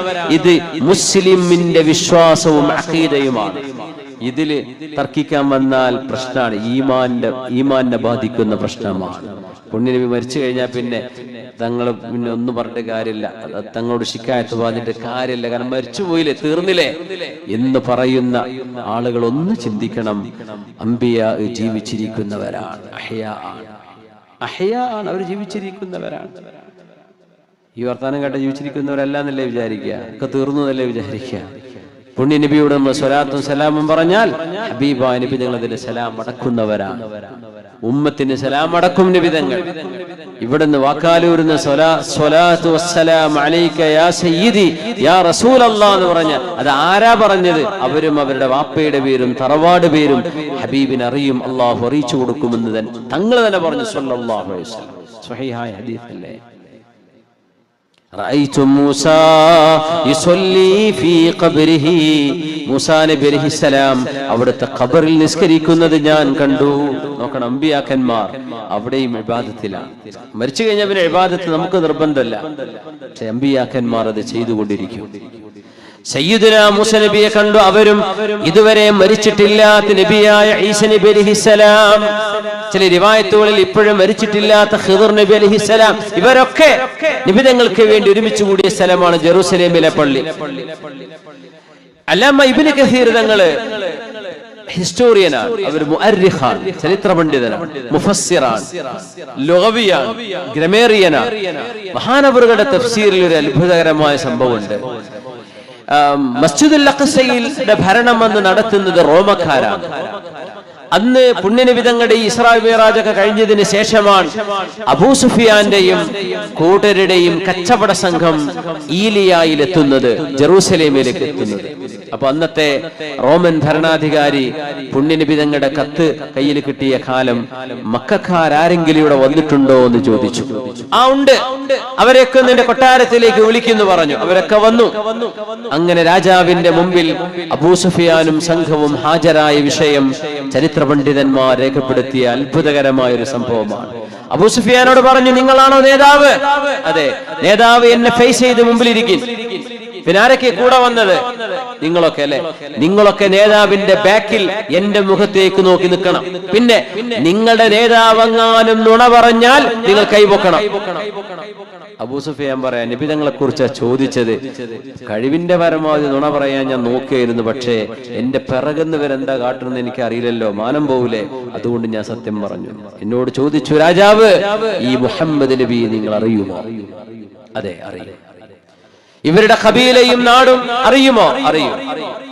മാന്യമായ കുടുംബത്തിലാണോ അല്ല ഒരു കച്ചറ കുടുംബത്തിലാണോ? മാന്യമായ കുടുംബത്തിലാ ജനിച്ചത്. ഇവര് മുമ്പ് കളവ് പറഞ്ഞിട്ടുണ്ടോ? ഇല്ല. പക്ഷെ ഇപ്പൊ അടുത്തൊരു സംഭവം പറഞ്ഞു. നിങ്ങളുടെ നാടിൽ ഇവിടെ വന്നുവെന്നും ഞങ്ങളുടെ നാട്ടിലേക്ക് ഉടനെ തന്നെ തിരിച്ചു പോന്നുവെന്നും അതിന്റെ ഇടയ്ക്ക് ഏഴാകാശവും യാത്ര ചെയ്ത് അള്ളാഹുവിനെ കണ്ടുപോന്നു എന്നൊക്കെ പറയുന്നൊരു യാത്ര, അതൊരു നുണയാണോ എന്നൊരു സംശയമുണ്ട്. വേറൊന്നും കുഴപ്പമുണ്ടായിട്ടില്ല. അപ്പൊ അവിടെ കൊട്ടാരത്തിൽ നിൽക്കുന്ന പാട്രിയാർക്കീസ്, മസ്ജിദുൽ അഖ്സയുടെ പരിപാലനം ചെയ്യുന്ന അവിടുത്തെ പുരോഹിതൻ രാജാവിനോട് അനുമതി ചോദിച്ചു. രാജാവേ, ഞാനൊന്ന് ഇടപെട്ടോട്ടെ എന്ന് ചോദിച്ചു. അതെ, പറഞ്ഞോളൂ. രാജാവേ, അത് സംഭവിച്ചത് എനിക്ക് ഓർമ്മയുണ്ട്. റജബ് മാസം മസ്ജിദുൽ അഖ്സയുടെ ചരിത്രത്തിൽ അതിന്റെ മെയിൻ കവാടം അടക്കാൻ കഴിയാതെ ഞങ്ങൾ പോകുന്ന ഒരു രാത്രിയുണ്ട്. അന്ന് രാത്രി ഞാൻ വാതിലടച്ചു പോരുമ്പോ, പള്ളി മുഴുവനും പൂട്ടിപ്പോരാൻ നോക്കുമ്പോ വാതിലിന്റെ മുകളിൽ ബിൽഡിംഗ് ജാമായിരിക്കുകയാണ്. എനിക്ക് വാതിൽ അടക്കാൻ പറ്റിയില്ല. അന്ന് രാത്രി ലഭ്യരായ ആശാരിമാരെ കൊണ്ടുവന്ന് അവര് പറഞ്ഞു, ഇപ്പൊ ഒന്നും ചെയ്യാൻ പറ്റില്ല, ബിൽഡിംഗ് ഇങ്ങ് ജാമായിട്ടുണ്ട് ഡോറിലേക്ക്, നാളെ എന്തെങ്കിലും ചെയ്യാം, രാത്രി നമുക്കൊന്നും ചെയ്യണ്ട, ലീവ് ഇറ്റ് ഓപ്പൺ. അങ്ങനെ അടക്കാതെ വന്നൊരു രാത്രി എനിക്ക് ഓർമ്മയുണ്ട്. അന്ന് പിറ്റേന്ന് രാവിലെ ഞാൻ ആ പള്ളി അതിന്റെ വാതില് പരിശോധിക്കാൻ വേണ്ടി വരുമ്പോ മസ്ജിദുൽ അഖ്സയുടെ മുമ്പിൽ ആയിരക്കണക്കിന് ആളുകളുടെ കാൽപെരുമാറ്റത്തിന്റെ അടയാളം അതിന്റെ മുറ്റത്ത് ഞാൻ എന്റെ കണ്ണുകൊണ്ട് കണ്ട ആളാണ്. ഇതൊരു വിശുദ്ധരായ നബിക്ക് വേണ്ടി പ്രവാചകന്മാരെ അള്ളാഹു പുനരുജ്ജീവിപ്പിച്ച ആ സംഭവം നടന്നതായിരിക്കണമെന്നാണ് രാജാവേ എന്റെ വിശ്വാസം. രാജാവ് പറഞ്ഞു, ശരിയായിരിക്കാം. അബൂ സുഫിയാൻ പറഞ്ഞു, ഞാൻ ആ പറഞ്ഞത് അവിടെ പൊളിഞ്ഞു. മസ്ജിദുൽ അഖ്സയ്ക്ക് വന്നത് നുണയാകുമെന്ന് ഞാൻ പറയാൻ നോക്കി. പിന്നെ പലതും ചോദിച്ചു. രാജാവ് ചോദിച്ച ഒരുപാട് ചോദ്യങ്ങളുണ്ട്. ഈ പ്രവാചകന്റെ കൂടെ കൂടുന്നത് മുതലാളിമാരോ പാവപ്പെട്ടവരോ?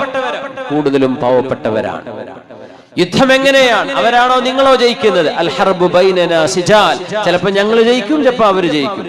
ഇവിടുത്തെ അനുയായികൾ കൂടുകയാണോ കുറയുകയാണോ? കൂടുകയാണ്. ഈ പ്രവാചകന്റെ കുടുംബത്തിൽ രാജാക്കന്മാർ കഴിഞ്ഞു പോയിട്ടുണ്ടോ? ആ രാജാധികാരം തിരിച്ചു പിടിക്കാനുള്ള ഒരു തന്ത്രമായിരിക്കുമോ പ്രവാചകത്വം? അല്ല, രാജാക്കന്മാരൊന്നും കഴിഞ്ഞു പോയിട്ടില്ല. ഇത് പറഞ്ഞിട്ട് റോമൻ രാജാവ് ഒരു കാര്യം പറഞ്ഞു, പ്രവാചകന്മാർ മുഴുവനും ഇങ്ങനെയാണ്. അവരുടെ കൂടെ കൂടിയത് ബഹുഭൂരിഭാഗം പാവങ്ങളാണ്. അവരുടെ അനുയായികൾ കൂടുകയാണ് ചെയ്യുന്നത്. ആ സത്യം വിജയിക്കും. പടച്ചുതമ്പുരാനെ തന്നെയാണ് സത്യം. ഈ സത്യപ്രവാചകൻ മക്കയും മദീനയും അതിജയിക്കുമെന്ന് ആ റോമൻ രാജാവ് പറഞ്ഞ് ഇസ്ലാം സ്വീകരിക്കാൻ അടുത്തിരുന്നു. കൂടുതൽ ആൾക്കാർ പഴപ്പിച്ചു, നിങ്ങളിപ്പോ രാജാവായിട്ട് ഇപ്പൊ ഈ പുതിയ മതത്തിലേക്ക് പോവാണോ എന്ന് പറഞ്ഞ് അദ്ദേഹത്തെ പിന്തിരിപ്പിക്കുകയുണ്ടായത്. ഇസ്രാ മിഅ്റാജിന്റെ ഒരു അത്ഭുതം നടന്നത് രാജാവിന്റെ മുമ്പിൽ അവതരിപ്പിച്ച ഈ സംഭവം അല്ലാമ ഇബ്നു കതീർ തങ്ങൾ ഉദ്ധരിക്കുന്നുണ്ട്. അഷ്റഫുൽ ഖൽഖ് തങ്ങൾ സ്വല്ലല്ലാഹു അലൈഹി വസല്ലം തങ്ങളെ റബ്ബ് തആല കൊണ്ടുപോകുന്നതിന്റെ മുമ്പ് ഭൂമിയിൽ കാണിച്ചു കൊടുത്ത കാഴ്ചകളാണ് ഇതൊക്കെ. ഇങ്ങനെയെല്ലാം ചില അദാബുകൾ, ചില പരീക്ഷണങ്ങൾ അല്ലാഹു നൽകുന്നുണ്ട്. ഉമ്മത്തികളോട് കരുതലോടെ ഇരിക്കാൻ പറയണം. മദ്യം ഹറാമാകുന്നതിന്റെ മുമ്പ്, വ്യഭിചാരം ഹറാമാകുന്നതിന്റെ മുമ്പ്, ഒരുപാട് നിയമങ്ങൾ വരുന്നതിന്റെ മുമ്പ് ആ നിയമങ്ങൾ വരുന്നു എന്ന സൂചനയാണ് അല്ലാഹുവിന്റെ ഹബീബിന് കൊടുക്കുന്നത് സ്വല്ലല്ലാഹു അലൈഹി വസല്ലം. നമ്മുടെ ഉപ്പയായ സയ്യിദുനാ ആദം അലൈഹിസ്സലാമിനെ കണ്ടു. ആദം അലൈഹിസ്സലാം അലാ സൂറത്തി, ആദം നബി 60 മുഴം നീളമുള്ള മനുഷ്യനായിരുന്നു. ആദം നബി അലൈഹിസ്സലാം 60 മുഴം, ഒരു 6 നില കെട്ടിടത്തിന്റെ ഹൈറ്റ് ഉണ്ടാവും. അപ്പോ സയ്യിദുനാ ആദം അലൈഹിസ്സലാം നബി ചോദിച്ചു, ജിബ്രീലേ ഇതാരാണ്? അബൂക ആദം, മനുഷ്യരുടെയും അങ്ങയുടെയും ഒക്കെ പിതാവായ ആദം നബിയാണ്. നബിയേ അസ്സലാമു അലൈക യാ ഇബ്നി, എന്റെ മോനെ അല്ലാഹുവിന്റെ രക്ഷ നിങ്ങൾക്കുണ്ടാകട്ടെ എന്ന് ആദം നബിയുടെ സലാം. ആകാശ ലോകങ്ങളിലേക്കെടുത്ത യാത്രയുടെ സ്പീഡ് നമുക്ക് അനുമാനിക്കാൻ പോലും കഴിയില്ല. മനുഷ്യ ചിന്തകൾക്കും ശാസ്ത്രീയ നിഗമനങ്ങൾക്കും അതീതമാണിത്. കാരണം ഇതൊരു മുഅ്ജിസത്താണ്. A mu'jiza, a miracle cannot be described by physical science. നമുക്കൊന്നും ചെയ്യാൻ പറ്റില്ല, അത് വിശദീകരിക്കാൻ പറ്റില്ല. നമ്മുടെ സയൻസിന്റെ ഒരു നിയമം വെച്ചിട്ടും ഒരു മുഅ്ജിസത്തിനെ നമുക്ക് വിശദീകരിക്കാൻ പറ്റൂല. അതാണ് മുഅ്ജിസത്ത്. അത് അങ്ങനെ വിശ്വസിക്കുന്നതാണ് മുഅ്മിനായ മനുഷ്യൻ. ആര് പറഞ്ഞു ഇത്? പുണ്യനബി പറഞ്ഞതാണ്. ആര് കൊണ്ടുപോയി? അല്ലാഹു കൊണ്ടുപോയതാണ്. അല്ലാഹു അലാ കുല്ലി ഷൈഇൻ ഖദീർ. Allah is capable of doing anything in any way he wants. അല്ലാഹുവിന് വേണ്ട വിധം എന്തും ചെയ്യാൻ കഴിയുന്നവനാണ് അല്ലാഹു. ഇത് മനസ്സിലായാൽ ഹബീബിന്റെ ഇസ്രാ മിഅ്റാജ് മനസ്സിലാക്കാൻ പ്രയാസമില്ല. അവര് ചോദിച്ചില്ലേ, ആദ്യ നബി തങ്ങൾ സംസാരിച്ചത് ആരോട്? അബൂജഹലിനോട്. അബൂജഹൽ തമാശയാക്കി നേരെ ഓടിച്ചെന്നു അബൂബക്കർ സിദ്ദീഖ് എന്നോട്. അബൂബക്കറേ, എന്റെ കൂട്ടുകാരന് ഭ്രാന്താണെന്ന് ഞങ്ങൾ പറഞ്ഞിരുന്നില്ലേ? എന്താ പ്രശ്നം? ഇന്നലെ ഈലിയായിൽ പോയി പോൽ, മസ്ജിദുൽ അഖ്സ കണ്ടുപോൽ, 7 ആകാശവും കടന്ന് തിരിച്ചു വന്നു പോൽ, നീ വിശ്വസിക്കുന്നുണ്ടോ? സിദ്ദീഖ് റളിയല്ലാഹു അൻഹു തിരിച്ചൊറ്റ ചോദ്യം ചോദിച്ചത്, എന്റെ ഹബീബ് നിങ്ങളോടത് പറഞ്ഞോ? പറഞ്ഞു. സ്വദ്ദഖതുഹു, ഞാനത് വിശ്വസിച്ചു, എന്റെ റസൂൽ നുണ പറയില്ലെന്ന് മഹാനായ അബൂബക്കർ സിദ്ദീഖ് റളിയല്ലാഹു അൻഹു. അവിടെ മുതലാണ് അബൂബക്കർ എന്ന് മാത്രം പേരുണ്ടായിരുന്നവർക്ക് അബൂബക്കർ അസ്-സിദ്ദീഖ് എന്ന് സ്വഹാബികൾ പേരിട്ടത്.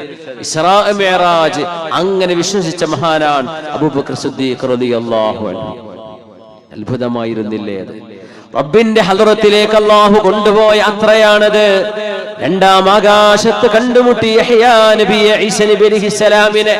അതിലൊരു നബി ജീവിച്ചിരിപ്പുള്ള നബിയാ ഈസ നബി അലൈഹിസ്സലാം. യഹ്യാ നബി ഷഹീദായി മരിച്ചുപോയ നബിയാണ്.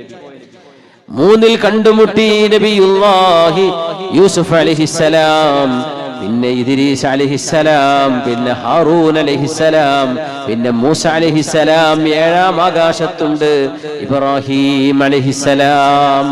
ഒരു വലിയ വൃക്ഷത്തിന്റെ താഴെയാണ് ഇരിക്കുന്നത് ഇബ്രാഹിം അലൈഹിസ്സലാം. ഒരുപാട് കുട്ടികൾ കൂടെയുണ്ട്. അവൻ നബിതങ്ങൾ ചോദിച്ചു, ആരാണ് ജിബ്രീലേ ഇത്? ആരാണ് ഈ മക്കള് എന്ന് ചോദിക്കുമ്പോ, നബിയേ, ഇത് പ്രവാചകന്മാരുടെ പിതാവായ ഇബ്രാഹിം അലൈഹിസ്സലാം. ഇന്നത്തെ ഫലസ്തീനിലെ ഹിബ്രോണിൽ അന്ത്യവിഷം കൊള്ളുന്ന ഖലീലുല്ലാഹി ഇബ്രാഹിം അലൈഹിസ്സലാം. ആരാ കുട്ടികള്? മുസ്ലിമീങ്ങളുടെ ഉമ്മമാരിൽ നിന്നും കുടുംബങ്ങളിൽ നിന്നും മരിച്ചുപോയ പിഞ്ചു പൈതങ്ങൾ. അവരുടെ കെയർ ടേക്കറാണ് ഇബ്രാഹിം അലൈഹിസ്സലാം. അതുകൊണ്ട് നമുക്കൊരു കുഞ്ഞ് മരിച്ചു പോകുമ്പോ വേദനയുണ്ട്. എന്നാൽ ആ കുഞ്ഞിനെ, മരിച്ചുപോയ കുഞ്ഞിനെ പരിപാലിക്കുന്നത്, സ്വർഗത്തിൽ കടക്കുന്നവരെ അവരുടെ സംരക്ഷണം ഏറ്റെടുക്കുന്നത് ഖലീലുല്ലാഹി ഇബ്രാഹിം അലൈഹിസ്സലാം ആണെങ്കിൽ ആശ്വസിക്കാൻ അതിൽ വകയുണ്ട്, സമാധാനിക്കാൻ അവിടെ പ്രതീക്ഷയുണ്ട്. ഖലീലുല്ലാഹി ഇബ്രാഹിം അലൈഹിസ്സലാം. പുണ്യനബിയേ, അങ്ങയുടെ അനുയായികളോട് പറയണേ, ഞാൻ അവരോട് സലാം പറഞ്ഞു എന്ന് പറയണേ എന്ന് നമ്മളോട് സലാം പറഞ്ഞയച്ചിട്ടുണ്ട് ഇബ്രാഹിം അലൈഹിസ്സലാം. അങ്ങയുടെ ഉമ്മത്തികളോട് പറയണം, ഇബ്രാഹിം നബി നിങ്ങളോട് അസ്സലാമു അലൈക്കും വറഹ്മത്തുള്ളാഹി എന്ന് സലാം പറഞ്ഞു എന്ന് പറയണേ. നമ്മളോട് സലാം പറഞ്ഞിട്ടുണ്ട് ഇബ്രാഹിം അലൈഹിസ്സലാം. വഅലൈക വഅലാ നബിയിന സലാം. ഇബ്രാഹിം അലൈഹിസ്സലാം സലാം പറഞ്ഞു, നബിയേ, ഞാൻ അവർക്കൊരു സമ്മാനം കൊടുക്കാം. ഗർസുൽ ജന്ന, സ്വർഗത്തിന്റെ ഒരു കൃഷി ഞാൻ തരാം. അത് ചൊല്ലും തോറും അവരുടെ കൃഷിയിടങ്ങളിൽ, സ്വർഗങ്ങളിൽ ഓരോരോ മനോഹരമായ വൃക്ഷങ്ങൾ അല്ലാഹു അവർക്ക് നട്ടുകൊടുക്കും. സുബ്ഹാനല്ലാഹി വൽഹംദുലില്ലാഹി വലാ ഇലാഹ ഇല്ലല്ലാഹു വല്ലാഹു അക്ബർ. ഖിറാസുൽ ജന്ന, ഇത് സ്വർഗത്തിന്റെ നിധിയാണ്. കൻസും മിൻ കുനൂസിൽ ജന്ന എന്ന് നമുക്ക് സമ്മാനം കൊടുത്തയച്ചു റസൂലുള്ളാഹി തങ്ങളുടെ കൈകളിൽ.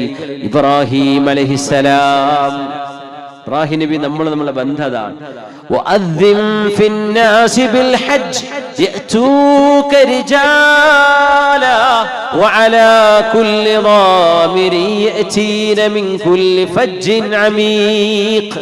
കഅബാലയത്തിന്റെ സൃഷ്ടിപ്പ് കഴിഞ്ഞതിന് ശേഷം, പുനരുദ്ധാരണം നടന്നതിന് ശേഷം ജബൽ സഫയിൽ കയറിയിട്ട് അല്ലാഹു വിളിച്ചു പറയാൻ പറഞ്ഞ വിളിയാളമാണ് ഹാജിമാരെന്ന് ഉത്തരം കൊടുക്കുന്ന ലബ്ബൈക് അല്ലാഹുമ്മ ലബ്ബൈക്. റബ്ബേ, നീ വിളിച്ചില്ലേ ഇബ്രാഹിം നബിയുടെ നാവിലൂടെ, ആ വിളിക്ക് ഞാനിതാ ഉത്തരം നൽകുകയാണ്. റബ്ബേ, ഉത്തരം നൽകുകയാണ്. ഹബീബായ നബി തങ്ങൾ അല്ലാഹുവിന്റെ ഹദ്റത്തിലേക്ക് പോകുന്നതിന് മുമ്പ് സിദ്റത്തുൽ മുൻതഹായുടെ അരികത്ത് കൂടെയാണ് കടന്നു പോകുന്നത്. അത് സ്വർഗത്തിന്റെ ഒരു വൃക്ഷമാണ്, മനോഹരമായ വൃക്ഷം. ഇത് ദുനിയാവിന്റെ അവസാനം അവിടെയാണ് സിദ്റത്തുൽ മുൻതഹാ. അള്ളാഹുവിന്റെ വഹി വരുന്നത് സിദ്റത്തുൽ മുൻതഹായിലേക്ക്. അവിടെ നിന്നാണ് മലക്കുകൾ കൊണ്ടുപോകുന്നത്. ദുനിയാവിന്ന് പോകുന്ന അമലുകൾ മുഴുവൻ എത്തിച്ചേർന്ന് അവസാനിക്കുന്ന സിദ്റത്തുൽ മുൻതഹായിൽ. അവിടെ നിന്നാണ് റബ്ബിന്റെ ഹദ്റത്തിലേക്ക് ഉയരുന്നത്. അങ്ങനെ അമലുകൾ അവസാനിക്കുന്നതും വരുന്നതും സമ്മേളിക്കുന്ന ഇടമാണ് ഈ പരിശുദ്ധമായ വൃക്ഷമെന്ന് അഷ്റഫുൽ ഖൽഖ് റസൂലുള്ളാഹി സ്വല്ലല്ലാഹു അലൈഹി വസല്ലം. ആ വൃക്ഷത്തിന്റെ മുരടിൽ നിന്ന് 4 നദികൾ ഒഴുകുന്നുണ്ട്. നഹ്റാനി ഫിൽ ജന്ന വനഹ്റാനി ഫിൽ അർള്. 2 നദികൾ ഭൂമിയിലേക്കാണ്, 2 നദികൾ സ്വർഗ്ഗലോകത്തേക്കാണ് എന്ന് പറയുമ്പോ, ഭൂമിയിലൂടെ ഒഴുകുന്ന 2 നദികൾക്ക് ആ സ്വർഗ്ഗലോകവുമായി ഒരു ബന്ധമുണ്ട്, ഒരാത്മീയ ബന്ധമുണ്ട്. ലേക്ക് വിക്ടോറിയയിൽ നിന്നാണ് നൈൽ നദി ഒഴുകുന്നത്. ആ നൈലിനെ കുറിച്ചാണ് നബി തങ്ങൾ പറഞ്ഞത് അന്നീലു വൽ ഫുറാത്ത്. രണ്ടാമത്തേത് ഇറാഖിലൂടെ ഒഴുകുന്ന യൂഫ്രട്ടീസ് നദിയാണ്. നൈലും യൂഫ്രട്ടീസും നമുക്ക് പരിശുദ്ധങ്ങളായ വെള്ളങ്ങളാണ്. ഏറ്റവും ശുദ്ധമായ വെള്ളം, ഏറ്റവും പുണ്യമായ വെള്ളം ഹബീബിന്റെ വിരലിലൂടെ അണപൊട്ടി ഒഴുകിയ വെള്ളമാണ്. അതൊന്നും കിട്ടാനില്ല. രണ്ടാമത്തെ ശ്രേഷ്ഠമായത് സംസമാണ്. അത് കിട്ടാനുണ്ട്. അല്ലാഹു അത് കുടിക്കാൻ തൗഫീഖ് തരട്ടെ. ധാരാളം കുടിക്കാറുള്ള തൗഫീഖ് തരട്ടെ. അത് അല്ലാഹു ബഹുമാനിച്ച ശഈറത്താണ്, അല്ലാഹുവിന്റെ അടയാളമാണ്. മൂന്നാമത്തേതാണ് ഹൗദുൽ കൗസർ. അത് കഴിഞ്ഞാൽ പിന്നെ മാഉൻ നീൽ, നൈൽ നദിയിലെ വെള്ളമാണ്. അത് കഴിഞ്ഞാൽ പിന്നെ യൂഫ്രട്ടീസ് നദിയിലെ വെള്ളമാണ്. ഈ രണ്ട് നദികൾക്കും ബന്ധമുള്ളത് സിദ്റത്തുൽ മുൻതഹായുടെ മുരടിലൂടെ ഒഴുകുന്ന രണ്ട് നദികൾക്ക് ബന്ധമുണ്ട്. എങ്ങനെയാണ് ആ ബന്ധമെന്ന് ഭൗതികമായി വ്യാഖ്യാനിക്കാൻ നമുക്ക് കഴിയൂല. രണ്ട് നദികൾ ഒഴുകുന്നത് സ്വർഗ്ഗലോകത്തേക്കാണ്. ഇത് ഞാൻ കണ്ടു എന്ന് റസൂലുള്ളാഹി സ്വല്ലല്ലാഹു അലൈഹി വസല്ലം. ثم رفعت الى مستوى سمعت فيه شريف الاقلام. പിന്നെ അല്ലാഹു എന്നെ ഒരു മനോഹരമായ സ്ഥലത്തേക്ക് എന്നെ ഉയർത്തിക്കൊണ്ടുപോയി. അവിടെ മാലാഖമാർ ഓരോരോ മനുഷ്യരുടെ, നമ്മൾ ഓരോരുത്തരുടെയും മരണം വരെ നടക്കാൻ പോകുന്ന അള്ളാഹുവിന്റെ ഖദർ ഖലാഉകൾ രേഖപ്പെടുത്തുന്ന പേനയുടെ ശബ്ദം ഞാൻ അവിടുന്ന് കേട്ടു എന്ന് അഷ്റഫുൽ ഖൽഖ് റസൂലുള്ളാഹി സ്വല്ലല്ലാഹു അലൈഹി വസല്ലം. പിന്നെ പോകുന്നത് ബഹറുൻ നൂറിലേക്കാണ്. ജിബ്രീൽ അലൈഹിസ്സലാം പറഞ്ഞു, നബിയേ ഇവിടുന്ന് അങ്ങോട്ട് പോരാൻ എനിക്ക് പെർമിഷൻ ഇല്ല. ഇവിടുന്ന് അങ്ങോട്ട് ഞാൻ വരികയാണെങ്കിൽ എന്റെ 600 പ്രകാശത്തിന്റെ ചിറകുകൾ കരിഞ്ഞു പോകും നബിയേ. ഇവിടുന്ന് അങ്ങോട്ട് ട്രസ്പാസ് ചെയ്യാൻ എനിക്ക് അവകാശമില്ല. അതുകൊണ്ട് അങ്ങ് ഒറ്റയ്ക്ക് പോകണം. അതാണ് സൈനുദ്ദീൻ മഖ്ദൂം തങ്ങൾ പാടിയത്. ഹത്താ ലി ബഹരിൻ നൂരി ജിബ്രീലുൻ വഖഫ്. ഉമർ ഖാലിദ് ഹത്താ ലി ബഹരിൻ നൂരി ജിബ്രീലുൻ വഖഫ് ഫീ ശത്വിഹി ഗുർബൻ ഫവദ്ദഅ വഹതഫ് ദഅനി തഖദ്ദം യാ ഹബീബി ലാ തഖഫ് അബ്ശിർ തുനാജി റബ്ബകൽ ഖയ്യൂമാ സല്ലു അലൈഹി വസല്ലിമൂ തസ്ലീമാ. ബഹറുന്നൂറിൽ എത്തുമ്പോ നബിയേ അങ്ങൊറ്റയ്ക്ക് പോകണമേ, എനിക്ക് കൂടെ വരാൻ പറ്റില്ല നബിയേ. അതുകൊണ്ടാണ് മനുഷ്യരുടെ ബശരിയത്ത് എന്ന് പറയുന്ന ഹബീബായ നബി തങ്ങളുടെ ബശരിയത്ത് എന്ന സ്വഭാവത്തിൽ നിന്നും മലക്കൂത്തിലേക്ക്, മലായിക്കത്തിന്റെ ആ ഒരു സ്വഭാവത്തിലേക്ക് ഹബീബിന്റെ ശരീരഘടനയെ അള്ളാഹു മാറ്റുന്ന രംഗമാണത്. അതിന്റെയും മീതെ അങ്ങനെ പോയ യാത്രയിലാണ് അള്ളാഹുവിനെ കണ്ടു എന്ന് ആലിമീങ്ങൾ പറയുന്നത്. അതാണ് ലഖദ് റആ മിൻ ആയാതി റബ്ബിഹി, അള്ളാഹുവിന്റെ ദൃഷ്ടാന്തങ്ങളിൽ വെച്ച് അൽ കുബ്റയായ ഒരു ആയത്ത്. ലഖദ് റആ അൽ കുബ്റാ മിൻ ആയാതി റബ്ബി, അല്ലാഹുവിന്റെ ദൃഷ്ടാന്തങ്ങളിലെ ഏറ്റവും വലിയ ദൃഷ്ടാന്തം നബി തങ്ങൾ കണ്ടു എന്നത്, അല്ലാഹുവിനെ കണ്ടു എന്നതാണെന്ന് മഹാന്മാർ പറയാൻ കാരണം അതാണ്. കാരണം മനുഷ്യ പ്രകൃതത്തിൽ അല്ലാഹുവിനെ കാണുക സാധ്യമല്ല. മൂസ നബി ചോദിച്ചു, സീനാ മലയിൽ നിന്നുകൊണ്ട്, തുവാ താഴ്വരയിൽ നിന്നുകൊണ്ട് നമുക്ക് യാത്ര ചെയ്താലെത്തും ഫലസ്തീനിൽ നിന്ന് 600 കിലോമീറ്റർ. ഫലസ്തീന്റെ ബോർഡർ കഴിഞ്ഞ് ഈജിപ്തിലേക്ക് വന്നാൽ ഒരു 450-500 കിലോമീറ്റർ ഓടിയാൽ സീനാ മരുഭൂമിയുടെ നടുവിൽ മലകൾക്ക് ചുറ്റും പർവ്വതങ്ങൾ, അവിടെ ഒരു നഗരമുണ്ട്, ഒരു ചെറിയ പഴയൊരു നഗരം. അതിന്റെ പേരാണ് Saint Catherine city. Saint Catherine എന്ന് പറയുന്ന ക്രിസ്തീയ പുരോഹിതന്റെ പേരിലുള്ള ഒരു നഗരമുണ്ട്. അവിടെയാണ് സീനാ പർവ്വതമുള്ളത്. അവിടെയാണ് അല്ലാഹു മൂസ നബി അലൈഹിസ്സലാമിനോട് സംസാരിച്ചു എന്ന് പറയുന്ന വൃക്ഷമുള്ളത്. ഒരു കള്ളിച്ചെടിയാണ്, ഒരു വള്ളിച്ചെടി. ഇന്നും അവിടെ ഉണ്ട്, പോയി കാണാൻ പറ്റും. നമ്മൾ സ്പീച്ചിലൊക്കെ പറയാറുണ്ട്. നമ്മൾ പോയി കണ്ടിട്ടുണ്ട്. പോയ ഒരുപാട് ആൾക്കാരുണ്ട്, കണ്ടവരുണ്ടായിരിക്കും. ഈ സദസ്സിലുണ്ടാവും ചിലപ്പോൾ പോയൊരു. ആരെങ്കിലും ഉണ്ടോ? കൈപ്പൊക്കിയാട്ടെ. പോയി കണ്ടില്ല. അള്ളാഹു കാണാൻ തൗഫീഖ് തരട്ടെ. അതൊക്കെ ഭയങ്കര ഇഷ്ടം. നമ്മൾ ഈ കഥയൊക്കെ പറയുമ്പോൾ ഇത് എവിടെ നടന്നാന്ന് തോന്നുന്നു. ഇതൊക്കെ ഭൂമി നടന്ന കഥയാണ്. സീനാ പർവ്വതം അവിടെ ഉണ്ട്, ഇന്നുണ്ട് അവിടെ. അള്ളാഹുവിന്റെ പ്രകാശം അള്ളാഹു തആല കാണിച്ചു കൊടുത്തൊരു പർവ്വതമുണ്ട്. ആ പർവ്വതം ഇരുന്നുപോയി. അതിനെയാണ് ജബലുദ്ദക്ക എന്ന് പറയാം. ആ പർവ്വതം അവിടെ ഉണ്ട്. മുകളിൽ ചെറിയൊരു മെഹ്റാബ് പോലെ ചെറിയ പള്ളിയുടെ മുകളിൽ നോക്കിയാൽ കാണും പർവ്വതമാണ് ഇരുന്നത്. വലിയ പാറമലകളാണ് അവിടെ.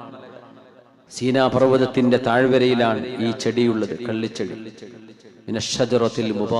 ഫ്രം ദ സീക്രട്ട് ട്രീ, ആ പരിശുദ്ധമായ വൃക്ഷത്തിൽ നിന്ന് അള്ളാഹുവിന്റെ സംസാരം കേട്ടു എന്ന് പറയുന്നത്. ഇതുവരെ ഉണങ്ങിയിട്ടില്ല. മിനിമം 5000-ലേറെ കൊല്ലായിട്ടുണ്ടാവും. അതിൽ പച്ചപ്പ് ഇപ്പോഴുണ്ട്. വള്ളിച്ചെടിയാണ്, ഉണങ്ങിയതൊക്കെ ഉണ്ട്, പക്ഷെ എപ്പോഴും പച്ച നിലനിന്നുകൊണ്ട് അങ്ങനെ എവിടെയും കുത്തിയാൽ അത് ഉണ്ടാവില്ല. ഒരുപാട് അവിടുത്തെ ക്രിസ്തീയ പുരോഹിതൻ സംസാരിച്ചു. അവർ ഒരുപാട് ചർച്ചകൾ കൊണ്ട് അവർ ക്രിസ്തീയ പുരോഹിതന്മാരുടെ ഒരു അണ്ടർല അതൊരു ചർച്ചാണ്, അതിൻ്റെ ഉള്ളിലാണിത്. അവർ പറഞ്ഞു ഈ കള്ളിച്ചെടി ഞങ്ങൾ ഒരുപാട് സ്ഥലത്ത് കൊണ്ടുപോയി വെച്ചിട്ടുണ്ട്, എവിടെയും പിടിക്കണില്ല, ഉണങ്ങിപ്പോവാ. അത് അവിടെ ഉണ്ടാവുന്നുണ്ടോ? ആ താഴ്വരയിലുള്ള അവിടെ കിണറുണ്ട്. ആ കിണറ്റിൽ നിന്ന് മൂസ നബി അലൈഹിസ്സലാം വെള്ളം കുടിച്ചു എന്നാണ് ചരിത്രം. അതിൻ്റെ ഉള്ളിൽ ചെറിയൊരു പള്ളിയുണ്ട്. പിന്നെ അവിടെ മരിച്ചുപോയ പുരോഹിതന്മാരുടെ തലയോട്ടികൾ മാത്രമുള്ള റൂമുണ്ട്. ആ റൂമിൽ നിറയെ തലയോട്ടിയാണ്. ഉർഫത്തുൽ ജമാജിം എന്നാ പറയാ, തലയോട്ടികളുടെ റൂം എന്നാ. അന്നത്തെ വലിയ അവിടുത്തെ വലിയ ശൈഖന്മാരുടെ തലയോട്ടികളാണ് അതൊക്കെ അവിടെ സൂക്ഷിച്ചു വെച്ചിട്ടുണ്ട്. ഒരു മ്യൂസിയം ഉണ്ട്. ഇതൊക്കെ ഉള്ള ഒരു പഴയ ചർച്ചാണ്. അതിൻ്റെ ഉള്ളിൽ നമുക്ക് കടന്നു ചെന്നാൽ അല്ലാഹു മൂസ നബിയോട് സംസാരിച്ച ഈ വൃക്ഷം കാണാൻ പറ്റും. സയ്യിദുന മൂസ നബി അലൈഹിസ്സലാം അല്ലാഹുവിന്റെ സംസാരം കേൾക്കുകയാണ്. യഖ്ലഅന അലൈക, ചെരുപ്പഴിച്ചു വെക്കണം മൂസ നബിയെ. ഫഇന്നക ബിൽവാദിൽ മുഖദ്ദസി തുവാ, നിങ്ങൾ പരിശുദ്ധമായ തുവാ താഴ്വരയിലാണ് നിൽക്കുന്നത്, ചെരുപ്പഴിച്ചു വെക്കണം. വമാ തിൽക ബിയമീനിക യാ മൂസ, മൂസ നബിയെ കയ്യിലെന്താ ഉള്ളത്? അത് വടിയാണ്. ആ വടി ഇന്ന് തുർക്കിയിലെ ഇസ്തംബൂൾ മ്യൂസിയത്തിലെ, തുർക്കിയിലെ വലിയൊരു നഗരമാണ്, തലസ്ഥാനം അങ്കാറയാണ്. ഇസ്തംബൂളിലെ ടോപ്പ് കാപ്പി പാലസ് മ്യൂസിയം ഉണ്ട്. അവിടെ ചെന്നാൽ മൂസ നബി അലൈഹിസ്സലാമിന്റെ ഈ വടിയാണെന്ന് ചരിത്ര സൂക്ഷിപ്പായിട്ട് ഇന്ന് അവിടെ നിൽക്കുക. അത് മൂസാ നബിയുടെ കയ്യിൽ വെച്ചാൽ മാത്രമേ പാമ്പാവുള്ളൂ, നമ്മൾ വിളിച്ചൊരു കാര്യമില്ല. ആ വടി എന്ന് പറയുന്നത് അവിടെ മനോഹരമായി സൂക്ഷിച്ചു വെച്ചിട്ടുണ്ട്. തുർക്കി പോയാൽ കാണാൻ പറ്റും. എന്താ മൂസ നബിയെ കയ്യിലുള്ളത്? ഖാല ഹിയ അസ്വായ്, ഇതെന്റെ വടിയാണ് റബ്ബേ. അവിടെ നിർത്തിയാൽ മതി. പക്ഷെ അള്ളാഹിനോട് സംസാരിക്കാൻ അങ്ങോട്ട് കൊതി വന്നപ്പോഴേ മൂസ നബിയോട് പറഞ്ഞു. പിന്നെ അങ്ങോട്ട് പറഞ്ഞു, ചോദിക്കാത്തൊക്കെ പറഞ്ഞു. ഹിയ അസ്വായ അതവക്കഉ അലൈഹാ റബ്ബേ, ഞാൻ ക്ഷീണിക്കുമ്പോൾ ഈ വടിയിൽ പിടിച്ചിട്ട് ഇങ്ങ് ചാരി നിൽക്കാറുണ്ട്. എന്റെ ആടുകൾക്ക് ഞാൻ ഇലകൾ പൊഴുതു കൊടുക്കാറുണ്ട് ഈ വടി ഉപയോഗിച്ചിട്ട് എന്റെ ആടിനെ തിന്നാൻ. എനിക്ക് വേറെയും ഒരുപാട് ഉപകാരങ്ങൾ വടി കൊണ്ടുണ്ട് റബ്ബേ. അള്ളാഹ് അതൊന്നും ചോദിച്ചിട്ടില്ല. എന്താ വടിന്റെ ഉപകാരം എന്ന് അള്ളാഹ് ചോദിച്ചിട്ടുണ്ടോ? അള്ളാഹ് ചോദിച്ചത് വമാ തിൽക ബി, what is in your right hand, എന്താണെന്ന് ചോദിച്ചപ്പോൾ വടി എന്ന് പറഞ്ഞാൽ മതി. പക്ഷേ അള്ളാഹുവിന്റെ സംസാരാണ് ഈ കേൾക്കുന്നത് എന്ന് അറിഞ്ഞപ്പോ മൂസ നബിയോട് പറഞ്ഞു.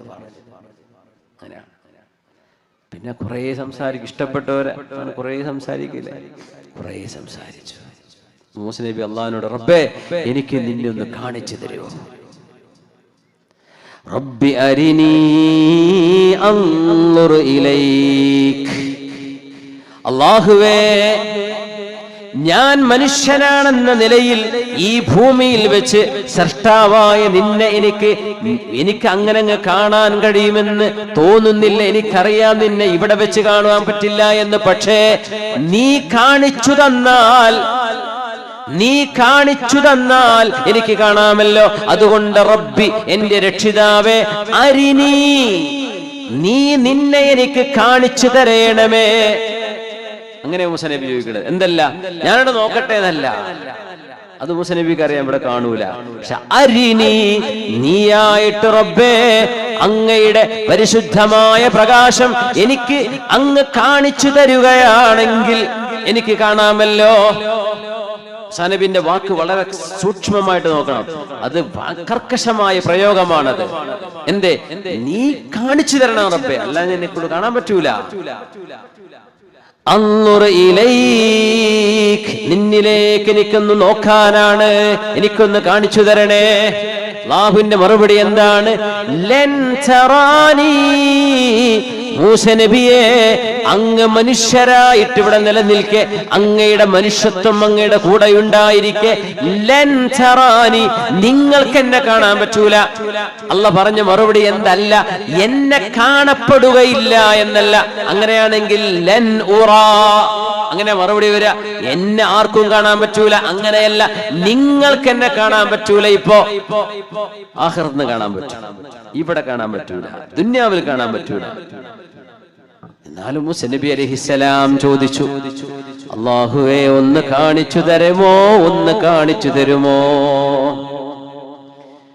വാശി പിടിച്ചു മൂസ നബി അലൈഹിസ്സലാം. അപ്പൊ അല്ലാഹുവിന്റെ മറുപടി എന്താ? ജബലുദ്ദക്ക, ആ പർവ്വതത്തിലേക്ക് നോക്ക്. മൂസ നബി നോക്കിക്കൊണ്ടിരിക്കുകയാണ്. ഫൻദുർ ഇലൽ ജബൽ, ആ പർവ്വതത്തിലേക്ക് നോക്കിക്കോളൂ. ഫഇൻ ഇസ്തഖറ മകാനഹു ഫസൗഫ തറാനി, ആ പർവ്വതം അവിടെ തന്നെ നിലനിൽക്കുകയാണെങ്കിൽ, അനങ്ങാതെ ആ പർവ്വതം അവിടെ നിൽക്കുകയാണെങ്കിൽ നിങ്ങൾക്ക് എന്നെ കാണാൻ പറ്റും. മൂസ നബിയെ, നിങ്ങളുടെ ശരീരത്തെക്കാൾ എത്ര ഉറപ്പുള്ളതാണ് ഒരു മല എന്ന് പറയുന്നത്. ഈ കുന്ന് നമ്മളെക്കാട്ടും ഉറപ്പുള്ളല്ലേ? നമ്മളിപ്പോ കാറ്റടിച്ചാൽ പാറും, കുന്ന് പാറൂല. പർവ്വതം എന്ന് അവിടെ ഏറ്റവും ഉയരമുള്ള സീനാ മലയുടെ അടുത്തുള്ള ജബലുദ്ദക്കയിലേക്ക് നോക്കിയിട്ടാണ് പറയുന്നത്. ആ പർവ്വതത്തിലേക്ക് നോക്കൂ മൂസ നബിയെ. അത് അവിടെ തന്നെ നിലനിന്നാൽ അല്ലാഹുവിന്റെ തജല്ലി, റബ്ബിന്റെ പരിശുദ്ധമായ പ്രകാശത്തിന്റെ ഒളിമ ആ പർവ്വതത്തിലേക്ക് നീങ്ങുകയാണ്. റബ്ബിനെ അല്ല കാണുന്നത്, റബ്ബിന്റെ പ്രകാശം നീങ്ങുന്ന ഒരു സാധനം അതുപോലും അവിടെ നിൽക്കുകയാണെങ്കിൽ നിങ്ങൾക്ക് അവിടെ കാണാൻ പറ്റും. ഫലമ്മാ തജല്ലാ റബ്ബുഹു ലിൽജബൽ ജഅലഹു ദക്ക വഖറ മൂസാ സ്വഇഖാ. ഒരു ഉറുമ്പിന്റെ കാലിനോളം വരുന്ന ചെറിയ ഒരു പ്രകാശത്തിന്റെ കണികയാണ് ആ ജബലുദ്ദക്കയിലേക്ക് കടക്കുന്നത്. ആ പ്രകാശം സ്വീകരിക്കുന്ന പർവ്വതം പോലും പൊടി പൊടിഞ്ഞു പോയപ്പോ മൂസ നബി അലൈഹിസ്സലാം അത് കണ്ടു നിൽക്കാൻ കഴിയാതെ ബോധം കെട്ട് വീണുപോയി. സീനാ താഴ്വരയിൽ നോക്കിയാൽ നമുക്ക് ആ പർവ്വതം കാണാൻ പറ്റും.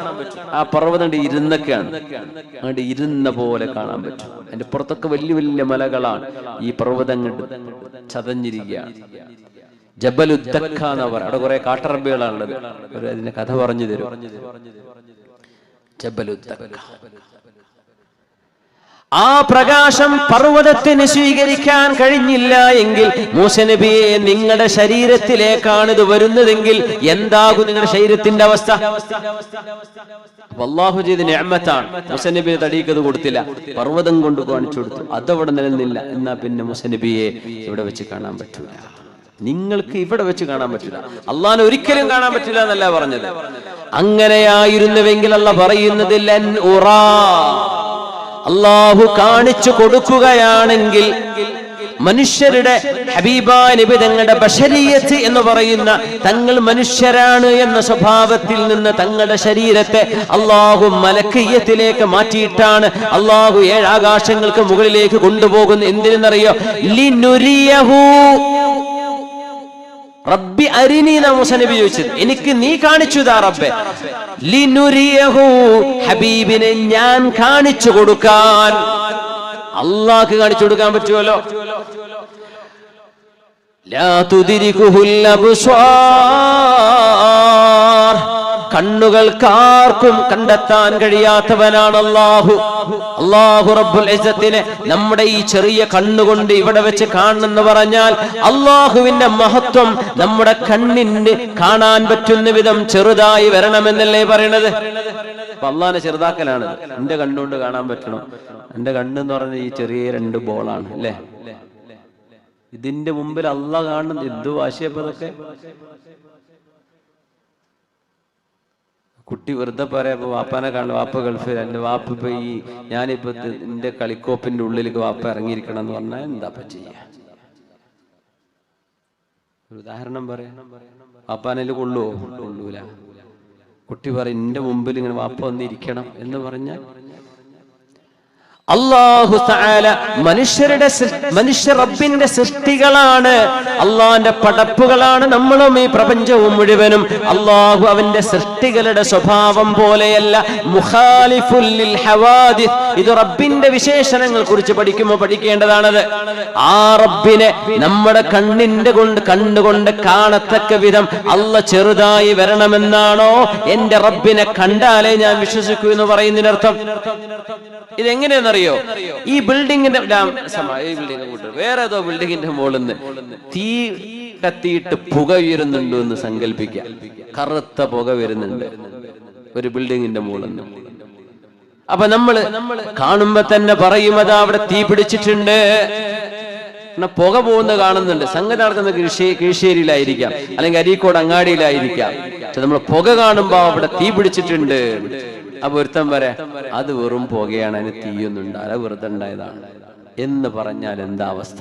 അതാണ് ഈ പ്രപഞ്ചം മുഴുവന് മുമ്പിലുണ്ടായിരിക്കെ ഇതിനൊരു പടച്ചോൻ ഇല്ല എന്ന് പറയുന്നതിന്റെ മൗഢ്യം. അപ്പം പറയാം ഞാൻ കാണില്ലല്ലോ തീ, അവനെ പിടിച്ച് കൊണ്ടേ കാണിച്ചു കൊടുത്താൽ അവന് ബോധ്യപ്പെടും. ഇവിടുന്ന് കണ്ട അവന് തിരിയുന്നില്ല. അങ്ങനത്തെ മനുഷ്യന് ബുദ്ധി ഉണ്ടൊന്നും ഇല്ലാന്ന് നമ്മൾ വിധി എഴുതുക. എന്താ വിധി എഴുതുക? ഉണ്ടെന്നാണോ ഇല്ലാന്നാണോ പറയാ? ഒരു സബബ് കണ്ടാൽ അതിന്റെ മുസബ്ബിബുണ്ട്, ഒരു ആക്ഷൻ കണ്ടാൽ അതിനൊരു കോസ് ഉണ്ട്, ഒരു ഇഫക്റ്റ് കണ്ടാൽ അതിനൊരു കാരണമുണ്ട് എന്ന് മനസ്സിലാക്കാൻ വല്ല കഴിവ് വല്ല ബുദ്ധിയും വേണോ? ഇവിടെ നിങ്ങൾ എന്റെ ശബ്ദം കേൾക്കുന്നു, ഈ ശബ്ദം കേൾക്കുമ്പോൾ ഇത് വെറുതെ ഉണ്ടായതാ പറയാം. ഒരാൾ ഇവിടെ നിന്ന് ഒച്ചട്ടല്ലേ ശബ്ദം കേൾക്കുന്നത്? അപ്പൊ പറയാം ശബ്ദം അത് വെറുതെ വന്നതാ, പിന്നെ ഒച്ച അത് വെറുതെ വന്നതാ, ആരും വേണ്ടത് വെറുതെ ഉണ്ടാവും എന്ന് പറഞ്ഞാൽ എത്ര ബുദ്ധികേടാണോ?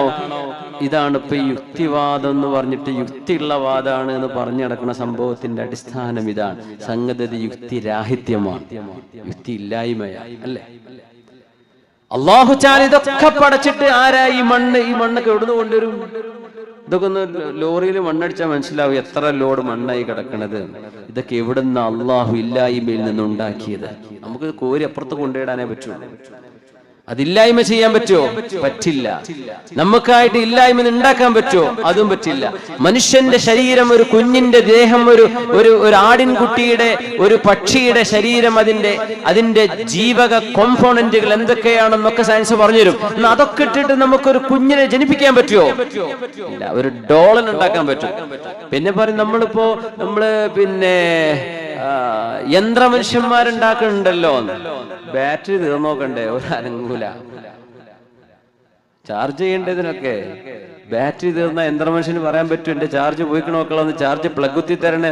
അത് ജീവുള്ള മനുഷ്യൻ പോയി പ്ലഗ് കുത്തി കൊടുക്കണം, അപ്പോഴേ പിന്നെ മൂപ്പർക്ക് നടക്കാൻ പറ്റുള്ളൂ. റോബോട്ടുകൾക്ക് മനുഷ്യൻ എന്തൊക്കെ ഉണ്ടാക്കി എന്ന് പറഞ്ഞാലും അള്ളാഹുവിന്റെ കഴിവിനോട് ഈ ജീവൻ എവിടെ നിന്ന് കിട്ടി? ഈ പ്രപഞ്ചം ഇങ്ങനെയൊക്കെ ഉണ്ടാക്കി തന്ന റബ്ബ്, ഇതിന്റെ വലുപ്പം, നമ്മുടെ ഭൂമി എത്ര വലുതാലോചിച്ച് നോക്കി, എത്ര വലുതാണ്. ഗൂഗിൾ മാപ്പ് കൊടുത്തിട്ട് നമ്മളിപ്പോ ഒരു ഇന്ത്യ നോക്കിയാൽ കേരളം തന്നെ കാണുള്ളൂ. പിന്നെ സൂം ചെയ്താൽ മലപ്പുറം ജില്ല കാണൂല, പിന്നെ സൂം ചെയ്താൽ കൊണ്ടോട്ടി, എന്നിട്ട് വേണം പരിസരത്ത് അരീക്കോടും നമ്മൾ വമ്പാടും ഇടവണ്ണയും മഞ്ചേരിയൊക്കെ തപ്പി നോക്കാൻ. അപ്പോഴേ നമ്മളെ വാക്കാലൂരൊക്കെ കിട്ടുള്ളൂ. എന്നിട്ടൊന്ന് സൂം ചെയ്ത് എത്ര വലുതാണ് അള്ളാഹുവിന്റെ ഭൂമി. ഈ ഭൂമിയെക്കാളും 1,00,000 വലുപ്പം കൂടുതലുള്ള സാധനമാണ് സൂര്യൻ എന്ന് പറഞ്ഞ സാധനം. 1,00,000 ഭൂമിയെ സൂര്യന്റെ ഉള്ളിൽ കൊണ്ടുവയ്ക്കാൻ പറ്റും. 1,00,000 ഭൂമിയെ, ഇന്ത്യയല്ല, ഭൂമിയെ. അത്ര വലുതാ സൂര്യൻ. ഇങ്ങനത്തെ കോടിക്കണക്കിന് നക്ഷത്രങ്ങളുള്ള ലോകമാണ്. ഇതൊക്കെ പടച്ച റബ്ബ് നമ്മളെ ഈ ചെറിയ 2 കണ്ണിന്റെ മുമ്പിൽ വരണം എന്ന് ശാഠ്യപ്പെടുന്നത് അള്ളാഹുവിന്റെ അളമത്തിനെ, പടച്ചതമ്പുരാന്റെ മഹത്വത്തെ ഇടിച്ചു താഴ്ത്തലല്ലാതെ എന്താ? മനുഷ്യന്റെ അഹങ്കാരല്ലേ ഇത്? എന്റെ കണ്ണുകൊണ്ട് എന്തായി കണ്ണ്? ഭൂതകണ്ണയുടെ അത്ര വലുപ്പുണ്ടോ? ഇല്ല. എന്നിട്ട് പറയാ എന്റെ കണ്ണിൽ കണ്ടതേ ഞാൻ വിശ്വസിക്കൂ. ഇതിന് പറയാം നമ്മൾ പേരിട്ട് വിളിക്കുക യുക്തിവാദം. ഞാൻ പറയുന്നത് യുക്തി ഇല്ലാത്ത വാദമാണ്. ഈ ചെടിയും മരങ്ങളൊക്കെ ഇവിടെ നിന്നുണ്ടായി. ഒരു സ്രഷ്ടാവുണ്ടായി എന്ന് പറയണ്ടേ? അള്ളാന്ന് പേര് വിളിക്കണ്ട. ഒരു പടച്ചവനുണ്ടെന്ന് പറയണ്ടേ? വെറുതെ ഉണ്ടായെന്ന് പറയാൻ പറ്റുമോ? Nothing can come out of nothing. ഇത് ഏത് കുട്ടിക്കാ തിരിയാത്തത്? ഒരു സാധനം വെറുതെ ഉണ്ടാവില്ല. അവിടെ ഒരു കാരണം വേണം. ആ കാരണമാണ് അല്ലാഹ് എന്ന് മുസ്ലിമീങ്ങൾ വിശ്വസിക്കേണ്ടത്. നിങ്ങൾ എന്ത് പേരിട്ടാലും കുഴപ്പമില്ല, ഒരു പടച്ചവനുണ്ടെന്ന് വിശ്വസിക്കണ്ടേ? അത് അടിസ്ഥാനമല്ലേ?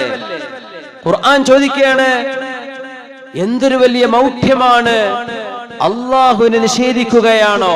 പടച്ചതമ്പുരാൻ ഇല്ലെന്ന് പറയാണോ? ഖുർആൻ ചോദിക്കുകയാണ്. മനുഷ്യൻ അത് പറയുന്നത് ഭയങ്കര അത്ഭുതല്ലേ?